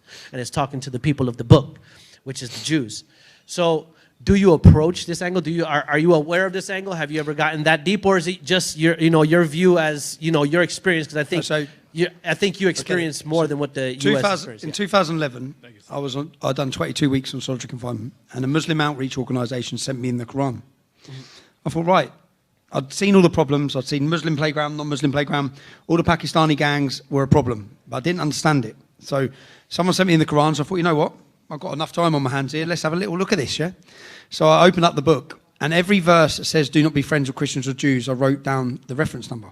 And I made lots of different points and started writing the reference numbers and putting them together. And I very quickly realised that I had pages of references of "do not be friends with Christians or Jews." So then when I come out of jail, I thought, right, now I need to get my head into Islam and to the Quran, because now I understand this book's the problem. If you have a book that's teaching children not to be friends with Christians or Jews, just like if all of us as white people brought our children up, do not be friends with black children, then that's going to create white areas, white ghettos, then none of them will be friends with black kids. And that's exactly what we're seeing with Islam. Then I understood and started looking in and understood that in the first 10 years of Muhammad's life, he was a peaceful man, yeah? He had 350 followers. Then he introduced war, slavery, piracy, robbery, all these different things, jihad, basically. Kill him, rape him, pillage him. And that's when he got his following. But then when you pick up the Quran, this is the hardest thing for me when I was in jail. I picked up the Quran, and one thing Muhammad says one day is next to something he said 20 years later. So I thought, this is an encrypted book, yeah? It's like every great war manual would be encrypted. And then when I started looking at history, I understood that when Churchill and Gladstone read the Quran, it wasn't in the order we're reading it in now. It used to be in the chronological order. Now, abrogation in Islam, which means whatever Muhammad says later in his life supersedes what he says earlier. So when we hear the peaceful verses, if you had the Quran in the right order, so I sat down and worked and created a Quran called Muhammad's Quran, Why Muslims Kill for Islam. Pick it up, yeah? And what it does is it takes the... Can you say that one more time? Muhammad's Quran, Why Muslims Kill for Islam. This is a book? This is a book I wrote. Oh. You'll get it at trbooks.co.uk. And what we've done is we took Islam and we took all the Islamic experts and put it back in the order that they say it's in. And we quote, it's like an academic book with all the footnotes, so none of it's my opinion. And we piece it together, and every peaceful verse, when you open the book, and the idea of it is, every bold verse, like you said about the verse of the violence, we put in bold writing. So when you open the book, all the verse and violence and hate is in bold writing. So you get the message quite quick, yeah? And when there's a peaceful verse, it just have a little thin line through it, yeah? And then afterwards, it has Surah 5:9. It has whichever verse supersedes it later in life. So you quickly see a peaceful verse, you flick to the verse that it says supersedes it, and you read, because on Muhammad's deathbed, he said, kill all the Muslims or Jews, yeah? Kill all the Christians or Jews. So for me, understanding Islam and understanding that when... Do you know your book? Do you know your Royal Marines? Do you know the song? Thomas Jefferson. Yeah? I use this in my presentation as well. Do you know Thomas Jefferson wrote a letter? And what he was trying to understand is American ships were coming under attack by the Barbary pirates. Yeah? And he couldn't understand why. So he writes to Tripoli. Say, what the fuck is going on? We're not at war with this lot. And the letter that he gets back, which is in his writing, yeah, and he actually, there's a Quran that he wrote on, that Jefferson wrote on, and what it says is that they are attacking us because Muhammad has instructed them to attack us until the whole. This is Jefferson, right? And then the song from the Royal Marines, your song. It talks about the land of Tripoli, which was the first time that the American flag was put on another soil in a war. And Jefferson said, his words, well, this is our first war. But this, if we don't keep our eyes on this idea, Islam, yeah, this may end up being our last war ever. So your founding fathers knew what Islam was. Now, at the time of Jefferson talking about that, he didn't talk about an interpretation of Islam. He didn't talk about an extremist group or terrorist group. They spoke about Islam. Yeah? Now, when William Gladstone, one of our great leaders in Britain, statues about him across our capital city, when he held the Quran above his head in Parliament, and he said, there may never be peace on this earth so long as we have this book. This book is a violent and cursed book. Who said this, sorry? Gladstone, William Gladstone, previous Prime Minister to Britain. Right. Now, when he said this, he wasn't talking about an interpretation. He was talking about, and when we looked in the research for this Muhammad's Quran book, we went through previous religious leaders in America, previous military leaders in America. All of them told the truth. Because back then, before this era we're in now, the military, the clergy, and the political leader's job is to warn the public of danger. Now, when there were no Muslims in the United States and no Muslims in Great Britain, they would just warn the public of the danger. The problem is, there's now millions of Muslims in our country, and they don't know what to do. So now, this great lie, which we call it the great lie, because George W. Bush claimed Islam is a religion of peace, 2001. It's never said in history before he said it. Yeah? Try and find it, right? So he took that, and once it was said 10,000 times, it's now repeated in modern day society. Islam's religion of peace. Bullshit. It's never been. Who said this? George Bush. But it's never been called a religion of peace, not by any Islamic leader, not by any military leader, not by any British leader or American leader. They've all, Adams, did you used to have who's your leader, Adams? One of your... John Adams? Who? John Adams? John Adams. John Adams told the truth about Islam. All of these people told the truth. Well, the Marines were invented to deal with the Muslim the Barbary pirates. And the song, America. and the song about Tripoli speaks about that conquest, about that conflict to stop the Barbary pirates. So yeah, my point is, I got my head into. I'm quite addictive. Yeah, I'm addictive. I'm quite addictive. When I get my head in something, I want to understand it. It's why I went to Israel. People say, why did you go to Israel? Because I thought, if I'm going to commentate on it, if I'm going to comment on it, I need to understand it. So I went there. I risked my life in Israel. I paid young Muslims to take me to a Fatah-controlled refugee camp. In 2016, I'm on a terrorist camp. I'm on a terrorist camp walking around as leader of the English Defence League and fucking asked them loads of questions. They had no idea who I was. And when I got back to Israel, I put a camera on him and told him who I was. Said, my name's Tommy Robinson, I set up the English Defence League. He's like, yeah, his face, bruv. But he was a lovely man. He was a fourth generation Muslim refugee. I connected more with him than I did anyone else I met on that trip. Oh, wow. He was a good man, but he told me about, yeah. Hold on, are your jeans waxed? What is going on there? Yeah, they're gay. Are they Protestant? Are they waterproof? Tommy. They're pretty cool. They must be hot as hell. Tommy, can I... They're pretty, Well, they can't breathe. they're pretty... Tommy, I want to point out, George Bush Jr. said Islam is the religion of peace 4 days after 9/11. Yeah. Yeah, and that's how I was like, No, I'm that's done it. with these people. Wow. Thank you, buddy. Thank you so much. Awesome stuff. I'm going to Cheers, read that bro. book. Yeah, cheers, bro. Thank you. trbooks.co.uk. How you doing? What's your name? Frank, let's go. Frank's got a question Frank for the Tommy. Shank. Go, Frank. You make a great case delineating the problem of the Islamification here and in Great Britain. But it seems to me the bigger problem that we have, and that maybe you have, is that we have so many unaccountable politicians that don't have testosterone. And previously, the Dignity Act was mentioned. That act was co-sponsored, actually co-written by Mike Lawler, who was a New York GOP congressman, Nick LaLota, and Andy Garbarino both support it, and there are 20 Republican senators that already support it, and it will give legal status to 20 million, illegal aliens. Who are mostly Muslim. How do you assess the problem? What do you see the extent of the problem is, and do you have as big a problem in the UK as we have here? The extent of the problem in the UK, which is what's becoming visible for everyone to see now, is that the Labour Party lost the Muslim vote because they didn't hate the Jews enough. So now we have last election we had 5 independents elected who are all pro-Hamas politicians. And they're defending cousin marriage and all sorts of Islamic issues. And it's been a real wake-up. I think it's good. No dogs. People shouldn't have dogs. No dogs, yeah. Which is Randy Fine. I listened to Randy Fine. What a man he is. Like one of your congressmen from Florida, Randy Fine. Jewish guy, but what a man. Wait, what do you mean Jewish guy, but what a man? But what because it's rare you find someone that just A, gets it, and B's willing to say it, sees a political figure. Yeah, that's such. I don't think the United States understand the state of Britain. We have had so many attacks, and not once since Churchill. Not one single political figure has mentioned Islam in politics. Well, 650 I love MPs. Toby Young, Lord Toby Young. He will not be seen with you. He's all about free speech. Lord Toby Young set up a free speech union, and I joined, and they sent me my money back. That's so perfect.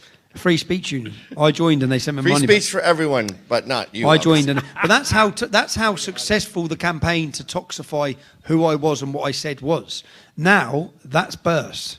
It doesn't matter. And being in the United States has helped that. Many of the political figures I'm talking to in the United States has helped that.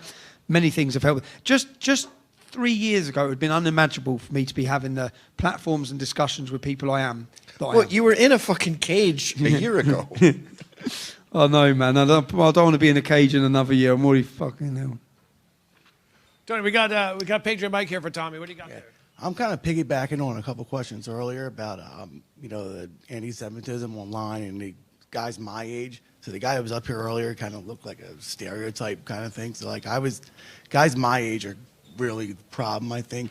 Like, how do we deal with that? Like, where you were saying Christ is king earlier, but like they're saying using that against Israel, not like there's guys saying like Muhammad is based, Islam is based. Like, how do we deal with that? We do it by having. What's your opinion on like Tucker and Candace and these guys going full like 180 against Israel, against like? What do you think that is? We do it. I think it's Qatar. I think it's a very successful campaign from Islamic nations. But what we do it by explaining to Americans, because I don't blame many Americans because they don't understand what Islam is and they haven't lived with them. And when they're hearing it, it's the Jews because they want the Christians and Muslims at war. This didn't start in 1948. Yeah? Let's not pretend it started when Israel was formed. There's 1,400 years of jihad. Do you know the Quran is 9% Jew hatred? No, Mein Kampf. Mein Kampf is 7% Jew hatred, and the Quran is 11%. Yeah, the Quran is. So is X right now too. Yeah. I think the best solution for people who criticize Israel is to freeze their bank accounts and get them fired. I mean, but like, and then send them to a camp. I think it just comes from education. So many in America have not grown up around. That's why I'm so happy I'm here, because I get to speak to an American audience and say, you've got no idea what you're talking about. No idea. In all honesty, what the fuck does Tucker Carlson know about growing up around Islamic gangs? How many victims does he know that have been raped? Jews aren't raping anyone. Jews aren't selling heroin. Jews aren't destroying our nation. Hold on, Tommy. This woman is leaving. Hey, lady who's leaving, did you want a selfie with Tommy before you left? Lady, hey! Yeah, let's do it. Yep. Sorry, we've been nattering on here. It's all right. I don't Let want me to come lose over. her. I'll go get that trophy. You got a question for Tommy? I'll go get that trophy. This trophy. I guess so. Just a picture. Let's do it. Picture. Yeah, we can do sorry. that. All right. All right. Any other questions? Are we, folks? Let's hear it for Gavin McInness, Tommy Robinson.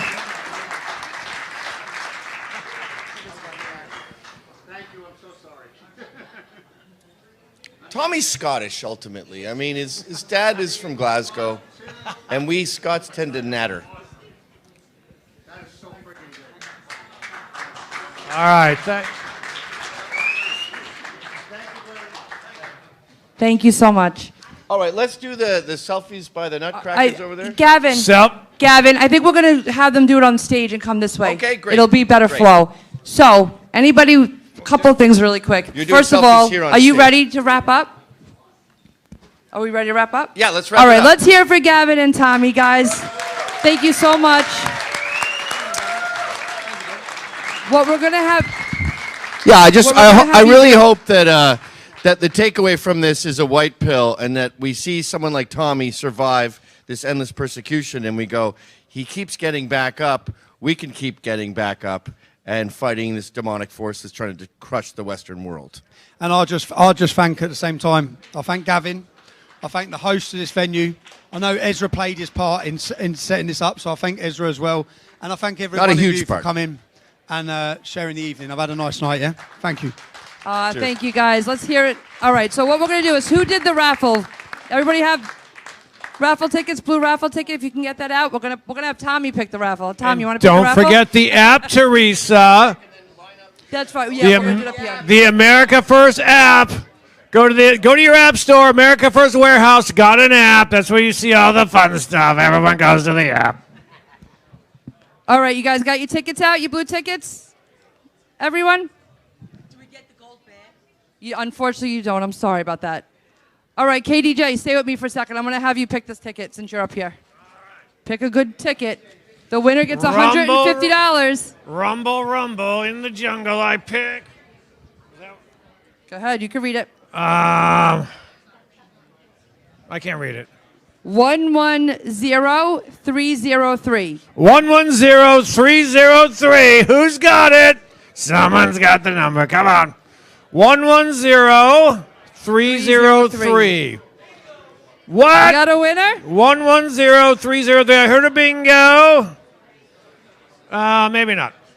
Maybe not. 110303.